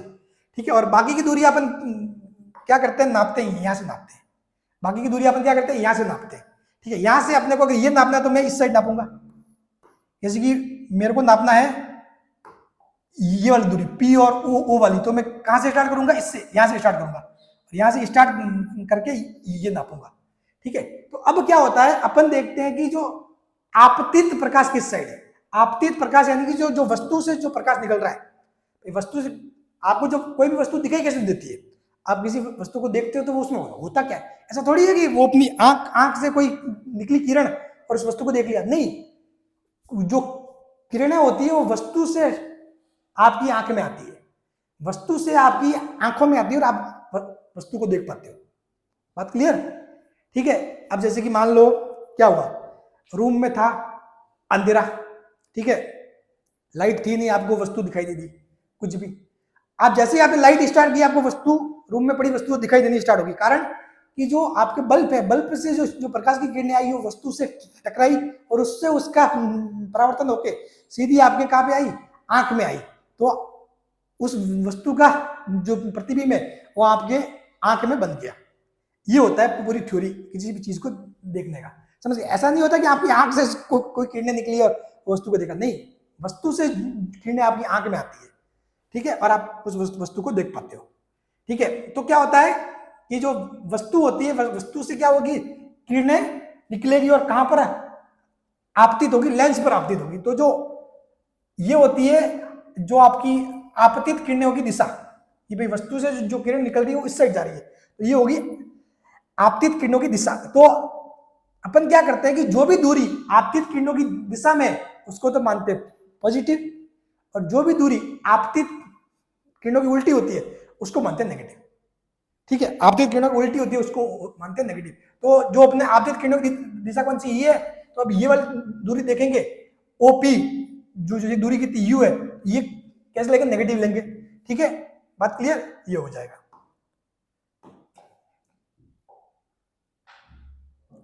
तो यहां पर देखो सूत्र क्या होता है, 1/f बराबर 1/v 1 - u। तो 1/f, अब इस डी यानी कि जब आपका प्रतिबिंब स्पष्ट देखने की न्यूनतम दूरी डी पर बने, यानी कहने का मतलब ये हुआ कि ये जो आपका अंतिम प्रतिबिंब बन रहा है ये कितनी दूरी पर बने, ये आपकी डी दूरी पर बन जाए, ये आपके इस डी दूरी पर बन जाए। ये डी क्या है, स्पष्ट देखने की न्यूनतम दूरी। तो इसको नापोगे तो क्या करोगे, यहां से नापना स्टार्ट करोगे, आप किस साइड जाओगे, इस साइड, जबकि जो आपतित प्रकाश की दिशा किस साइड है, ये इस साइड है, क्योंकि जो वस्तु से जो निकला प्रकाश उसकी दिशा इस साइड है। ये आप क्या नाप रहे हो, उल्टा नाप रहे हो। उसी प्रकार यू भी नापोगे तो आप इस साइड नापोगे उल्टा, तो दोनों ही नेगेटिव में आएंगे, -u और -d आप लिखोगे। समझ गए? इसीलिए आपने इस v की जगह क्या रखा, जो प्रतिबिंब की दूरी थी, प्रतिबिंब कितना d दूरी पर बन रहा है, लेकिन अपने d को लिखा -d, क्योंकि अपन जो दूरी नाप रहे हैं वो क्या है, आपतित, जो वस्तु से जो आपतित प्रकाश है उसकी विपरीत दिशा में। ठीक है, तो 1/-d माइनस u को लिख दिया 1/-u। ठीक है, चलो, तो यहां से ये आता है 1/f बराबर 1/u और -1/d। अब मैंने क्या कर दिया, इस पूरी समीकरण को मैंने कैपिटल डी से कर दिया गुणा, इसको कैपिटल डी से गुणा किया तो d/f d/u और ये -1 आ गया। फिर मैंने क्या लिखा, d/f और d/u को क्या लिख दिया मैंने, स्मॉल m लिख दिया, तो m-1। तो यहां से अगर मैं m के लिए लिखूं तो 1 इस साइड चला जाएगा, 1 + d/f क्या हो जाएगा, 1 + d/f। बात क्लियर? 1 + d/f हो जाएगा। ये आपकी आ जाएगी आवर्धन क्षमता, ये आपकी आ जाएगी आवर्धन क्षमता 1 + d/f, 1 + d/f। ठीक है, अब m = 1 + d/f है, तो इसको देखो f का मान कम करने पर m का मान बढ़ता है। अब आप यहाँ पे ध्यान से देखोगे ना, यदि मैं f के मान को घटाऊं, ठीक है, f के मान को यदि मैं कम करूं तो m का मान बढ़ता है, समझ गए? लेकिन एक दिक्कत क्या होती है, परंतु f को अधिक कम करने पर लेंस में विभिन्न प्रकार के दोष उत्पन्न हो जाते हैं, अतः एक सीमा से अधिक कम नहीं करते। समझ गए? अपन लेंस, आपने को पता है इस फॉर्मूले के हिसाब से देखें तो इस f का मान यदि घटेगा, यहाँ को दिख रहा है, इस फॉर्मूले के हिसाब से यदि f का मान घटेगा तो m का मान बढ़ेगा, लेकिन अपन f का मान घटा तो सकते हैं, एफ का मान घटा के एम का मान बढ़ा सकते हैं, लेकिन एक लिमिट होती है कि एफ का मान एक लिमिट, जो फोकस दूरी है एफ, उसका मान एक लिमिट से ज्यादा नहीं घटा सकते, क्योंकि ज्यादा घटाओगे तो क्या होता है, लेंस में फिर दोष हो जाते हैं, लेंस सही तरीके से काम नहीं करता। बात क्लियर? ये होता है।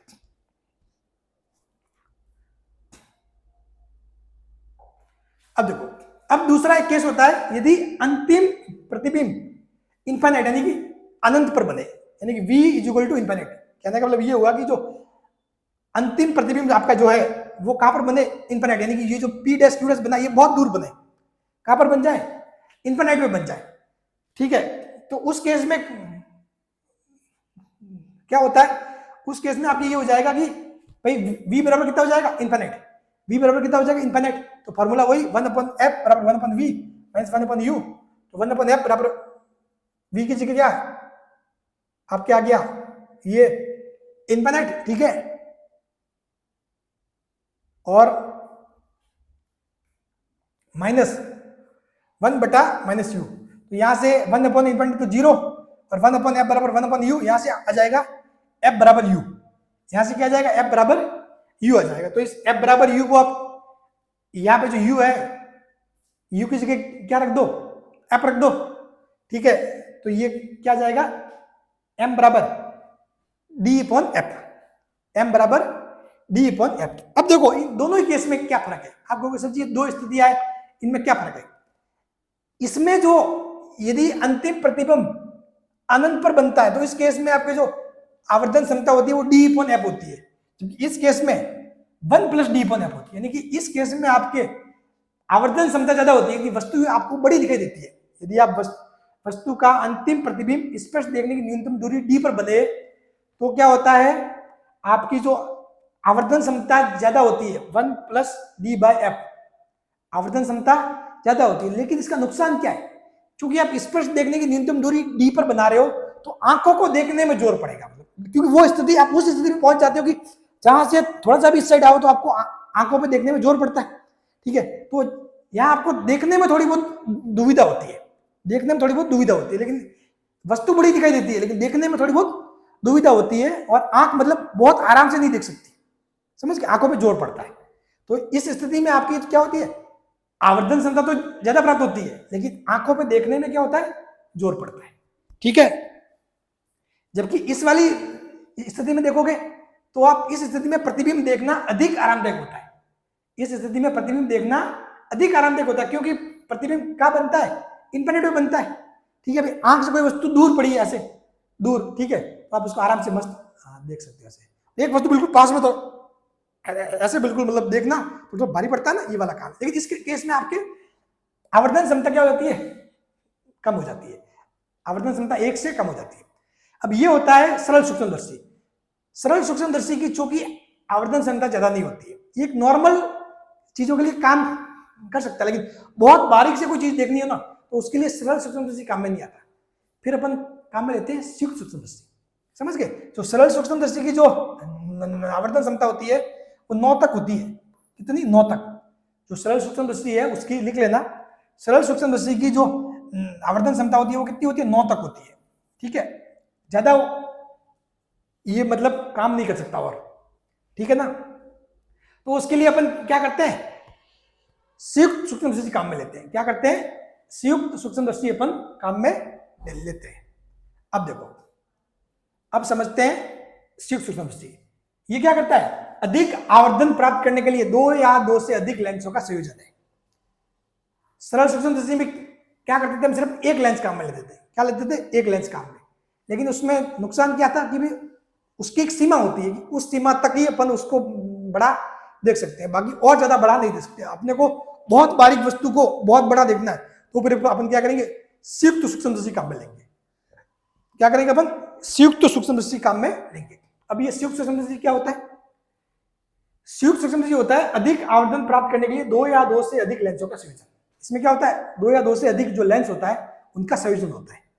ठीक है, अब देखो जो अपन ने जो संयुक्त सूक्ष्मदर्शी लिया है उसमें लेंस कितने? 2 है। 2 या 2 से ज्यादा भी हो सकते हैं, उसमें कोई बड़ी बात नहीं है।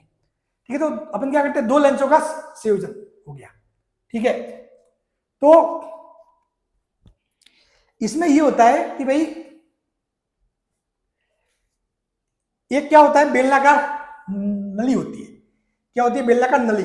वैसे आपके सवाल मोस्टली सरल सूक्ष्मदर्शी से ही बनने वाले हैं, लेकिन अपने को इसको भी देखना जरूरी है क्योंकि ये भी अभी 12th के सिलेबस के हिसाब से है, ठीक है। और सवाल इससे भी आ सकता है अगर कोई टीचर ऐसा पेपर बनाने बैठ जाए कि नहीं हम पिछले बहुत सालों से सरल सूक्ष्मदर्शी का सवाल ही पूछ रहे हैं, अब की बार संयुक्त का पूछ रहे हैं तो संयुक्त भी पढ़ लेते हैं, संयुक्त भी कोई बड़ी बात है नहीं, ठीक है। इसमें एक बेलनाकार क्या होती है, नली होती है। उस बेलनाकार नली के दोनों ओर दो लेंस जुड़े होते हैं। एक को बोलते हैं अभिनेत्र और एक को बोलते हैं अभिदर्श्य।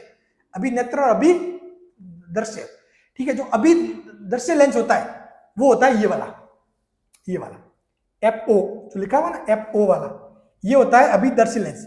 ये जो अभिदर्शी लेंस क्या होता है, कम फोकस दूरी और धारक कैसा होता है, छोटे धारक का उत्तल लेंस होता है और ये वस्तु की साइड में होता है क्योंकि वस्तु कहां पे होती है, यहां पर होती है। वस्तु को रखते हैं यहां पर, ठीक है। ये वस्तु रखते हैं तो ये वस्तु की साइड में होता है। एक होता है अभिनेत्र लेंस, ये होता है अधिक फोकस दूरी मतलब ये बहुत ज्यादा नहीं, इस अभिदर्शी लेंस की जो फोकस दूरी उसकी तुलना में ज्यादा, समझ गए।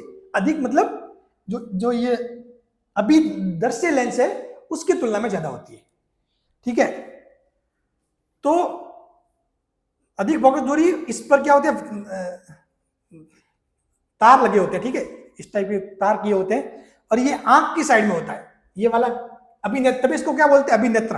देख लो इसमें ज्यादा मतलब वो कंफ्यूजन वाली बात ही नहीं है, चीजें साफ साफ बता। अभिनेत्र यानी कि क्या होता है, आंख के पास में होता है, ठीक है। इसका और इसका जो द्वारक होता है वो बड़ा होता है। अब इसमें होता है नली को आगे पीछे खिसकाने के लिए दंतुर दंड चक्र व्यवस्था होती है। ये जो नली है इस नली को आप आगे पीछे खिसका सकते हो, ठीक है। इसमें व्यवस्था होती है तो उसको बोलते हैं दंतुर दंड चक्र व्यवस्था, ठीक है। हाँ, क्योंकि ये जो दोनों जो लेंस है, एक साइड इनके सिरों से मतलब नली है या बीच में नली है, नली के दोनों सिरों से एक साइड अभिनेत्र एक साइड अभिदर्श्य। अब इस नली को बड़ा छोटा कैसे भी करना तो उसके लिए अंदर एक सिस्टम होता है, उसको बोलते हैं दंतुर दंड चक्र व्यवस्था, ठीक है।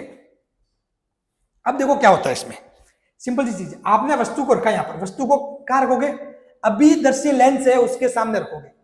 तो यहाँ पे आपने रखा, वस्तु को सीधा रखा है और वस्तु कैसी छोटी है। अब इस क्या करेगा, इस अभिदर्शी लेंस के कारण इसका जो प्रतिबिंब बनेगा वो बनेगा यहाँ पर। अभिदर्शी लेंस के कारण वस्तु का प्रतिबिंब बनेगा P डैश Q डैश, और ये P डैश Q डैश बनेगा कैसा, वास्तविक लेकिन उल्टा। देखो ये सीधा है, ये यहाँ पे बना हुआ उल्टा, तो वास्तविक उल्टा और आवर्धित ये बन गया। अब ये जो P डैश Q डैश है ये इस PQ वस्तु का इस अभिदर्शी लेंस के कारण बना प्रतिबिंब है। ये जो P डैश Q डैश क्या है, इस PQ वस्तु का इस अभिदर्शी लेंस के कारण बना प्रतिबिंब है। अब ये जो P डैश Q डैश है वो क्या करेगा, इस अभिनेत्र लेंस के लिए वस्तु का काम करेगा, समझ गए। ये जो P डैश Q डैश है वो अभिनेत्र लेंस के लिए वस्तु का काम करेगा, ठीक है। हाँ, ये बात ध्यान रखना, इसमें ये पूरी थ्योरी यही है भाई। पहले वस्तु को आपने रखा PQ पर, तो इसने इस अभिदर्शी लेंस ने इसका प्रतिबिंब का बना दिया यहाँ पर P डैश Q डैश। अब ये जो P डैश Q डैश क्या है, इस वस्तु का प्रतिबिंब है, लेकिन वो प्रतिबिंब इस अभिनेत्र लेंस के लिए ये क्या करेगा, वस्तु का काम करेगा, और फिर ये इसका फिर से एक प्रतिबिंब तैयार करेगा यहाँ पर, और ये होगा आपके अंतिम प्रतिबिंब, ये होगा अंतिम प्रतिबिंब, ठीक है ना। तो ये जो P डैश Q डैश है ये बीच में बनता है, ये होता है मध्यवर्ती प्रतिबिंब, ये समझ सकते हो आप। तो P डैश Q डैश वास्तविक होता है और उल्टा होता है, वह आवर्धित होता है। नेत्र लेंस का उचित संयोजन कर प्रतिबिंब P डैश Q डैश को अपन इस प्रकार तैयार करते हैं। अपन क्या करते हैं, इस नेत्र लेंस को घुमा के फिरा के, ये दंड चक्र जो व्यवस्था होती है नली को आगे पीछे करके, अपन इस हिसाब से सिस्टम सेट करते हैं कि ये जो PQ का जो प्रतिबिंब है P डैश Q डैश वो कहां पर बने, फोकस व प्रकाश केंद्र के बीच बने। यानी कि जो फोकस, ये वाला फोकस, ये फोकस और जो प्रकाश केंद्र, इसके बीच में ये प्रतिबिंब बनना चाहिए। अपन कोशिश ये करते हैं कि ये जो अभिनेत्र लेंस के पास जो ये प्रतिबिंब बन रहा है P डैश Q डैश, वो इस फोकस और प्रकाश केंद्र के बीच में बनना चाहिए, ताकि जो सिद्धांत है उसकी पालना हो सके। ठीक है ना। हाँ, तो P dash Q dash focus और प्रकाश केंद्र के बीच बनाया जाता है। ठीक है, तो अब क्या होगा,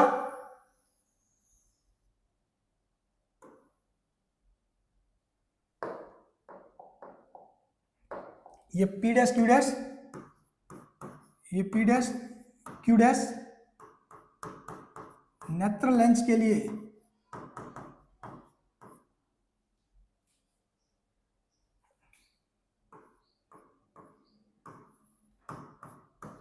नेत्र लेंस कौन सा है, ये वाला, ठीक है, के लिए वस्तु की तरह कार्य करता है।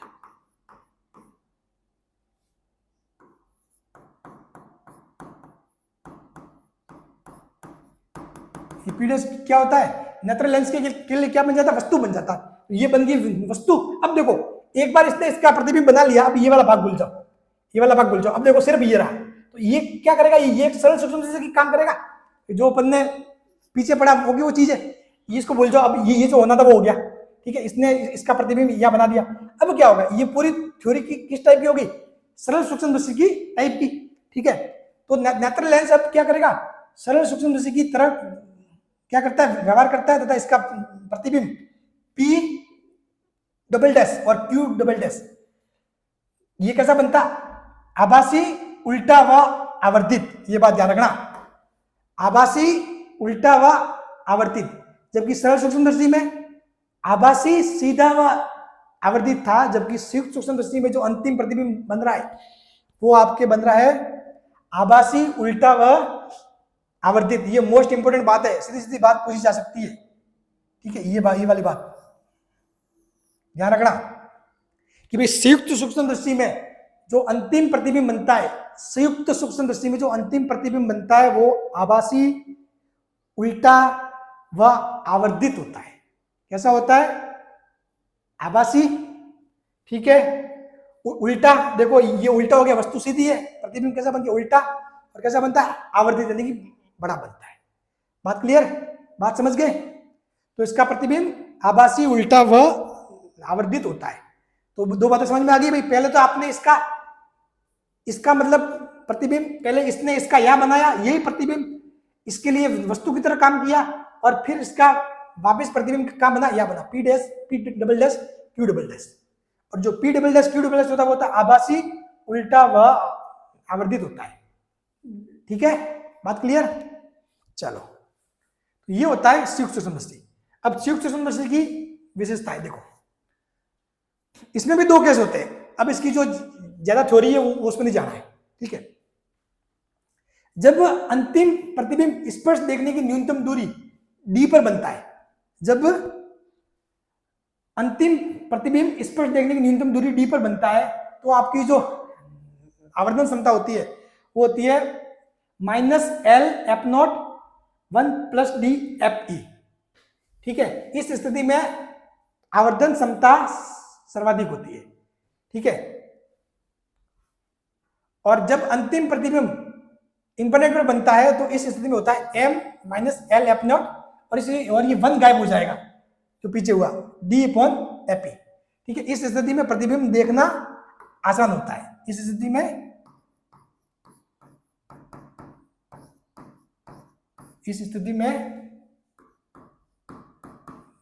प्रतिबिंब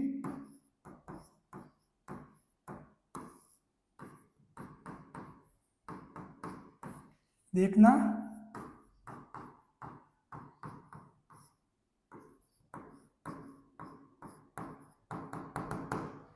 इस स्थिति में क्या होता है, प्रतिबिंब देखना आसान होता है। ठीक है,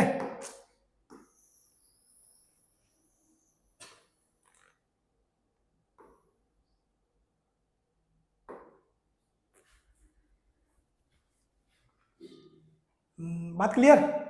ये देखो, अब यहां पर एक नेगेटिव साइन आता है, नेगेटिव साइन, यहां पर भी आया नेगेटिव, यहां पर भी नेगेटिव। नेगेटिव का कारण ये है कि जो अंतिम प्रतिबिंब क्या होता है, उल्टा बनता है। ठीक है, नेगेटिव चिन्ह ये बताता है कि अंतिम प्रतिबिंब उल्टा है। समझ गए। तो इसमें नेगेटिव का कारण यही है, आपने देखा होगा आभासी व उल्टा, तो कैसा बनता है, वस्तु सीधी है, प्रतिबिंब कैसा बन रहा है, उल्टा बन रहा है। तो इसीलिए ये नेगेटिव चिन्ह आता है, नेगेटिव साइन आता है। ठीक है, अब इसमें देखो क्या क्या चीज है, मैं आपको बताता हूं सारे।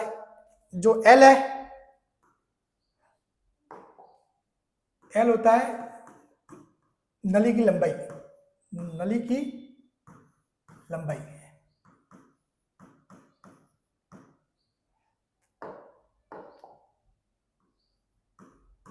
ठीक है। डी क्या होता है, स्पष्ट देखने की न्यूनतम दूरी,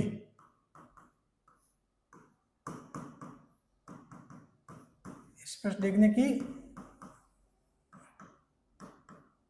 न्यूनतम दूरी, और ये कितनी होती है, मोस्टली 25 सेंटीमीटर। ठीक है। एफ ई क्या होता है, अभिनेत्र लेंस,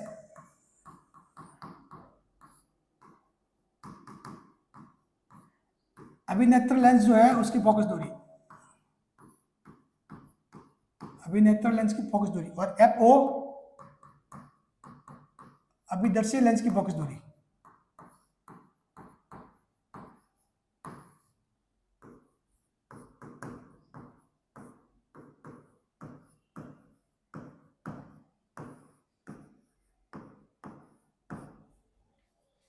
अभी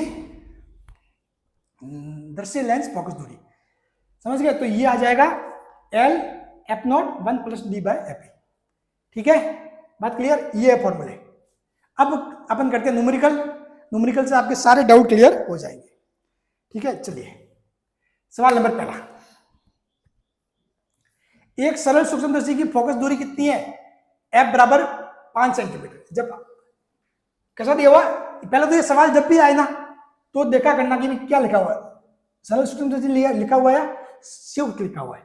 ठीक है, अगर लिखा हुआ नहीं है या तो फिर ऐसा कुछ होगा कि अभिनेत्र या अभिदर्शी वगैरह नाम, तो आपको मालूम पड़ जाएगा कि ये संयुक्त है वगैरह क्या है। ठीक है, तो ये कह रहा भाई सरल सूक्ष्मदर्शी की फोकस दूरी कितनी है, 5 सेंटीमीटर। जब अंतिम प्रतिबिंब कहां पर बनता है, इनफाइनाइट, तो उसकी आवर्धन क्षमता क्या होगी। सिंपल सी बात है, तो फिर ये आ गया m is equal to D by F. जब अंतिम प्रतिबिंब आपके इनफाइनाइट पर बनेगा तो m is equal to D by F.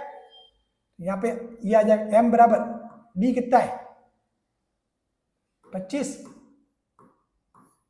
d तो कितना होता है 25 होता है, और f कितना 5। ये ध्यान रखना, ये कहीं मीटर वगैरह में दिया हो तो सेंटीमीटर बदल लेना, 5 सेंटीमीटर। तो ये m जो है आपकी जो आवर्धन क्षमता वो कितनी हो जाएगी, 5 हो जाएगी। m जो है आपकी, ठीक है, आवर्धन क्षमता वो कितनी हो जाएगी, 5 हो जाएगी। ठीक है, एक सरल सूक्ष्मदर्शी की फोकस दूरी जब अंतिम प्रतिबिंब इनफाइनाइट पर बनता है तो उसकी आवर्धन क्षमता क्या होगी। ठीक है, एक सरल सूक्ष्मदर्शी की आवर्धन क्षमता यदि अंतिम प्रतिबिंब स्पष्ट देखने की न्यूनतम दूरी d पर बनता है तो उसकी फोकस दूरी क्या होगी। तो जो जब स्पष्ट देखने की न्यूनतम दूरी d पर, तब उस फॉर्मूला क्या होता है, m equal to 1 plus D by.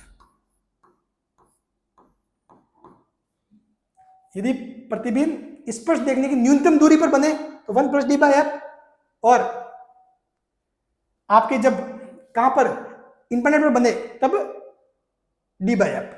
ठीक है, तो उसकी क्या फोकस दूरी क्या होगी। अब इसने क्या दिया, ये दे दिया 6,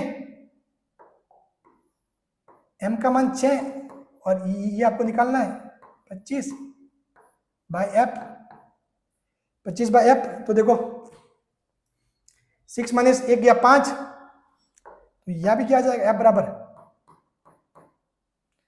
6 माइनस 1 या 5, तो एफ बराबर क्या आ जाएगा 25/5। एफ बराबर कितना आ जाएगा 25/5, 5 सेंटीमीटर। क्या हो जाएगा 5 सेंटीमीटर। बात क्लियर, बहुत बेसिक बेसिक सवाल थे, सिंपल से थे। ठीक है, चलो तीसरा, एक सरल सूक्ष्मदर्शी की आवर्धन क्षमता कितनी है, 8 है। यदि अंतिम प्रतिबिंब अनंत पर बनता है तो जब अंतिम प्रतिबिंब स्पष्ट देखने की न्यूनतम दूरी d पर बनता है तो उसकी आवर्धन क्षमता क्या होगी। यह कह रहा है कि भाई सरल सूक्ष्मदर्शी की जो आवर्धन क्षमता है वो कितनी है, 8 है। यदि अंतिम प्रतिबिंब कहां पर बनता है? अनंत पर। तो जब अंतिम प्रतिबिंब जब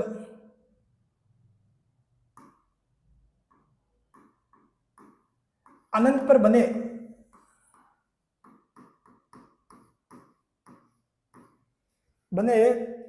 तो क्या होता है? m is equal to D by F. ठीक है, और जो डी पर बने, यानी जो स्पष्ट देखने की न्यूनतम दूरी डी है, डी पर बने तो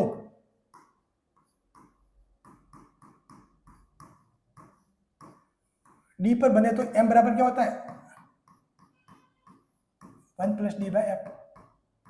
तो यहां से आपको एक बात समझ में आ गई होगी कि जो जब प्रतिबिंब क्या बनता है, इंफिनिट पर बनता है तो डी बाई एफ, और डी दूरी पर बनता है तो 1 प्लस डी बाई एफ। तो जो यहाँ की जो आवर्धन क्षमता होगी उसमें एक जोड़ दो, वो आ जाएगा यहाँ का, बस। ठीक है, तो यदि अंतिम प्रतिबिंब एक सरल सूत्र की आवर्धन क्षमता 8 है, यदि अंतिम प्रतिबिंब अनंत पर बनता है, तो जब अंतिम प्रतिबिंब इस पर न्यूनतम दूरी डी पर बनता है तो उसकी आवर्धन क्षमता क्या होगी? तो क्या हो जाएगी? 9। सिंपल सी बात है।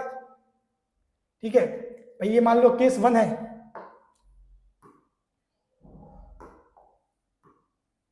m1, इसको मान लिया m2, ये स्थिति 2। तो यहां से देखो क्या लिख सकता हूं, डी बाई एफ क्या लिख दिया? m1, ये 1 प्लस 8 बराबर 9। सिंपल सी बात है, इसमें इतना करने का काम ही नहीं है भाई। एक ज्यादा होता है, एक का ही तो फर्क होता है। एक जगह डी बाई एफ होता है, एक जगह होता है 1 प्लस डी बाई एफ। तो जो आपको डी बाई एफ दिया हुआ है, तो आपको यदि 1 प्लस डी बाई एफ का निकालना है तो उसमें एक जोड़ दो, और यदि आपको इसका दिया हुआ है और इसका निकालना है तो एक माइनस कर दो। सिंपल सी बात है। और आपको इस बार ये परीक्षा में सवाल पूछा भी जा सकता है इस टाइप का। ठीक है ना, कि भाई सरल सा है कॉन्सेप्ट कि भाई जब इसका जो अंतिम प्रतिबिंब इंफिनिट पर बने और डी दूरी पर बने, डी पर बनेगा तो आपको आवर्धन एक ज्यादा होता है, और जो इंफिनिट पर बनता है तो आवर्धन एक कम होता है, वो होता है डी बाई एफ, और जब उसमें 1 प्लस डी बाई एफ होता है। ठीक है, तो ये आपके आंसर हो जाएगा 9। ठीक है, हाँ, ये सवाल मस्त है। एक संयुक्त सूक्ष्मदर्शी के अभिदर्शक लेंस की आपको निकालनी है आवर्धन क्षमता, m नॉट है, और नेत्रिका लेंस की आवर्धन क्षमता है me। यदि m नॉट बराबर 10 और me बराबर 5 है तो सूक्ष्मदर्शी की कुल आवर्धन क्षमता क्या होगी? देखो, आपने जो आवर्धन क्षमता के फॉर्मूले है ना, एक्चुअली जो सूक्ष्मदर्शी की कुल आवर्धन क्षमता ये होती है,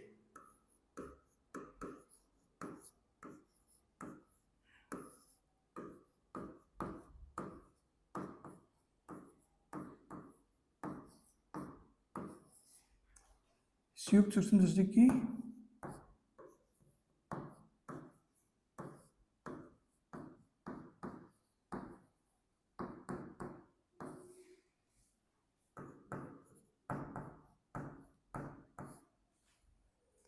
क्षमता बराबर होती है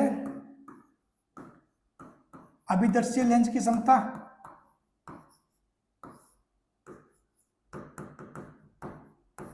अभिदर्शी लेंस की आवर्धन क्षमता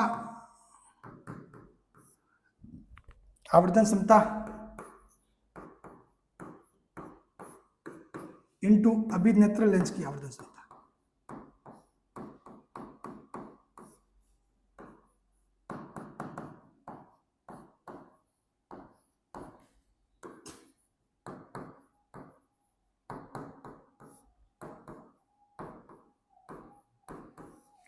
इनटू अभिनेत्र लेंस की आवर्धन क्षमता। तो देखो ये क्या हो जाएगा, यहां पर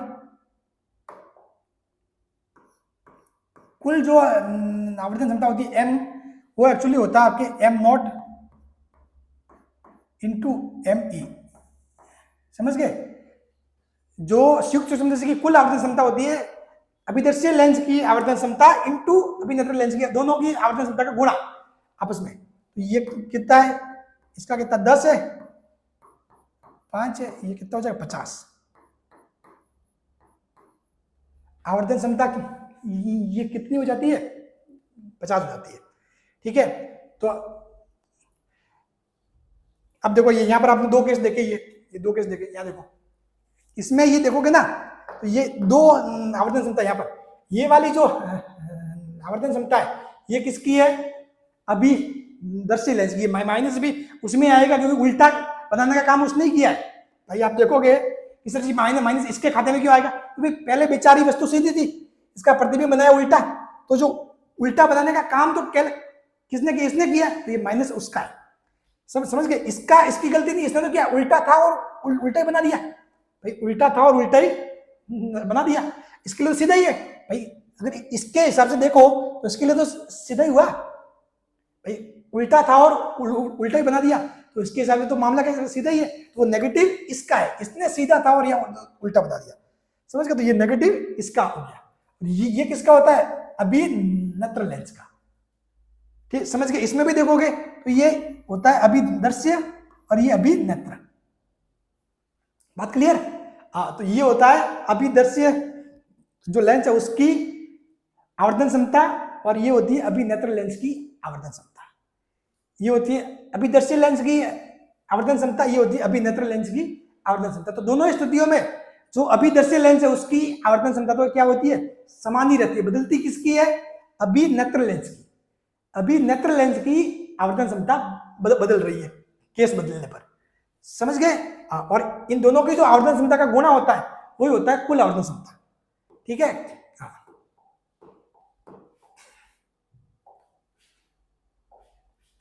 बात क्लियर? अब देखो सवाल नंबर 5वां, एक संयुक्त सूक्ष्मदर्शी के अभिदर्शी लेंस की फोकस दूरी क्या है, वो है आपके 1 सेंटीमीटर, यानी कि एफ ओ कितना है, 1 सेंटीमीटर। और नेत्रिका लेंस की फोकस दूरी कितनी है, 4, यानी कि एफ ई बराबर 4 सेंटीमीटर।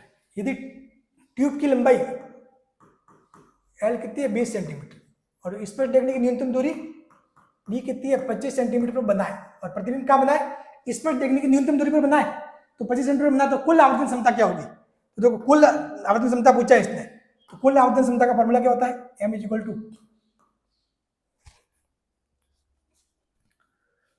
माइनस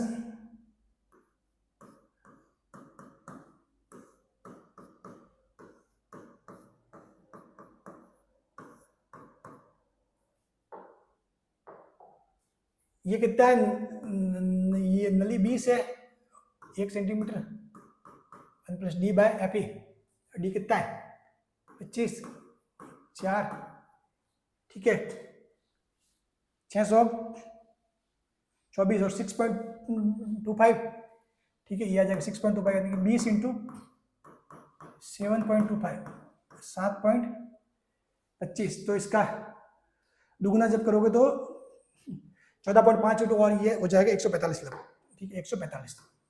ये जैसे कि माइनस इसने लिया हुआ नहीं है, वैसे तो ये माइनस 145 है, ठीक है, जो आपके आया है सवाल में वो तो माइनस 145 है, लेकिन चूंकि इसने वही दिया हुआ है मान, ठीक है, नेगेटिव पॉजिटिव को साथ में लिया हुआ नहीं है, तो आपकी ये 145। अगर यहाँ पर माइनस 145 भी ऑप्शन होता है तो आप किसको टिक करते, माइनस 145 को। ठीक है, चलिए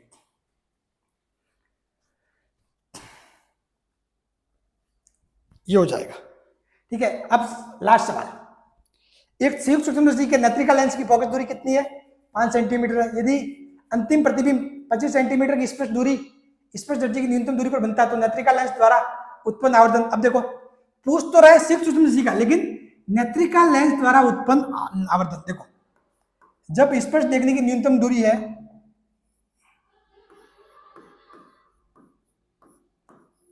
डी पर बने, तो जो m होता है, m क्या होता है, माइनस एल अपॉन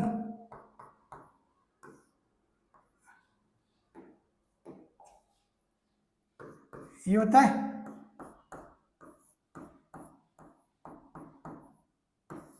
तो एक्चुअली में ये जो इसमें 2 पार्टीशन होते हैं, ये एक्चुअली पार्ट क्या हो गया, ये एक्चुअली होता है MO, ये होता है अभिनेत्र लेंस की आवर्धन क्षमता। और ये जो बाकी का बच्चा ये 1 + d/f ये होता है अभिनेत्र लेंस की, ये अभिदर्शिका और अभिनेत्र का। तो आपको क्या पूछा है, तो नेत्रिका लेंस द्वारा उत्पन्न आवर्धन यानी कि एमई ज्ञात करना। आपको क्या ज्ञात करना है, एमई।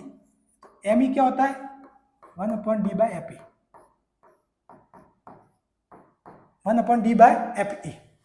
ठीक है, तो 1/d/fe यानी कि 1 = 1, डी कितना 25, और नेत्रिका लेंस की फोकस दूरी कितनी 5 दी हुई है, ये कितना जगह 6। ठीक है, तो बस ये ऑप्शन हो करेक्ट 6। ठीक है, चलिए, तो अब उम्मीद करता हूं कि आपको सूक्ष्मदर्शी, संयुक्त और सरल पूरा ही समझ में आ गया, और एक भी सवाल अब आपके इससे बाहर नहीं जाएगा। अधिदेश बोर्ड ऐसा कोई भी सवाल इससे बाहर पूछ ही नहीं सकता है, भले कोई नालायक टीचर भी आके बैठ जाए ना, ठीक है, कैसा भी पेपर, मतलब उल्टा उल्टा की उल्टी खोपड़ी का नहीं, मैं तो इस बार ऐसा पूछूंगा, तो भी मैंने जो कराया ना इससे बाहर आपके नहीं जाएगा।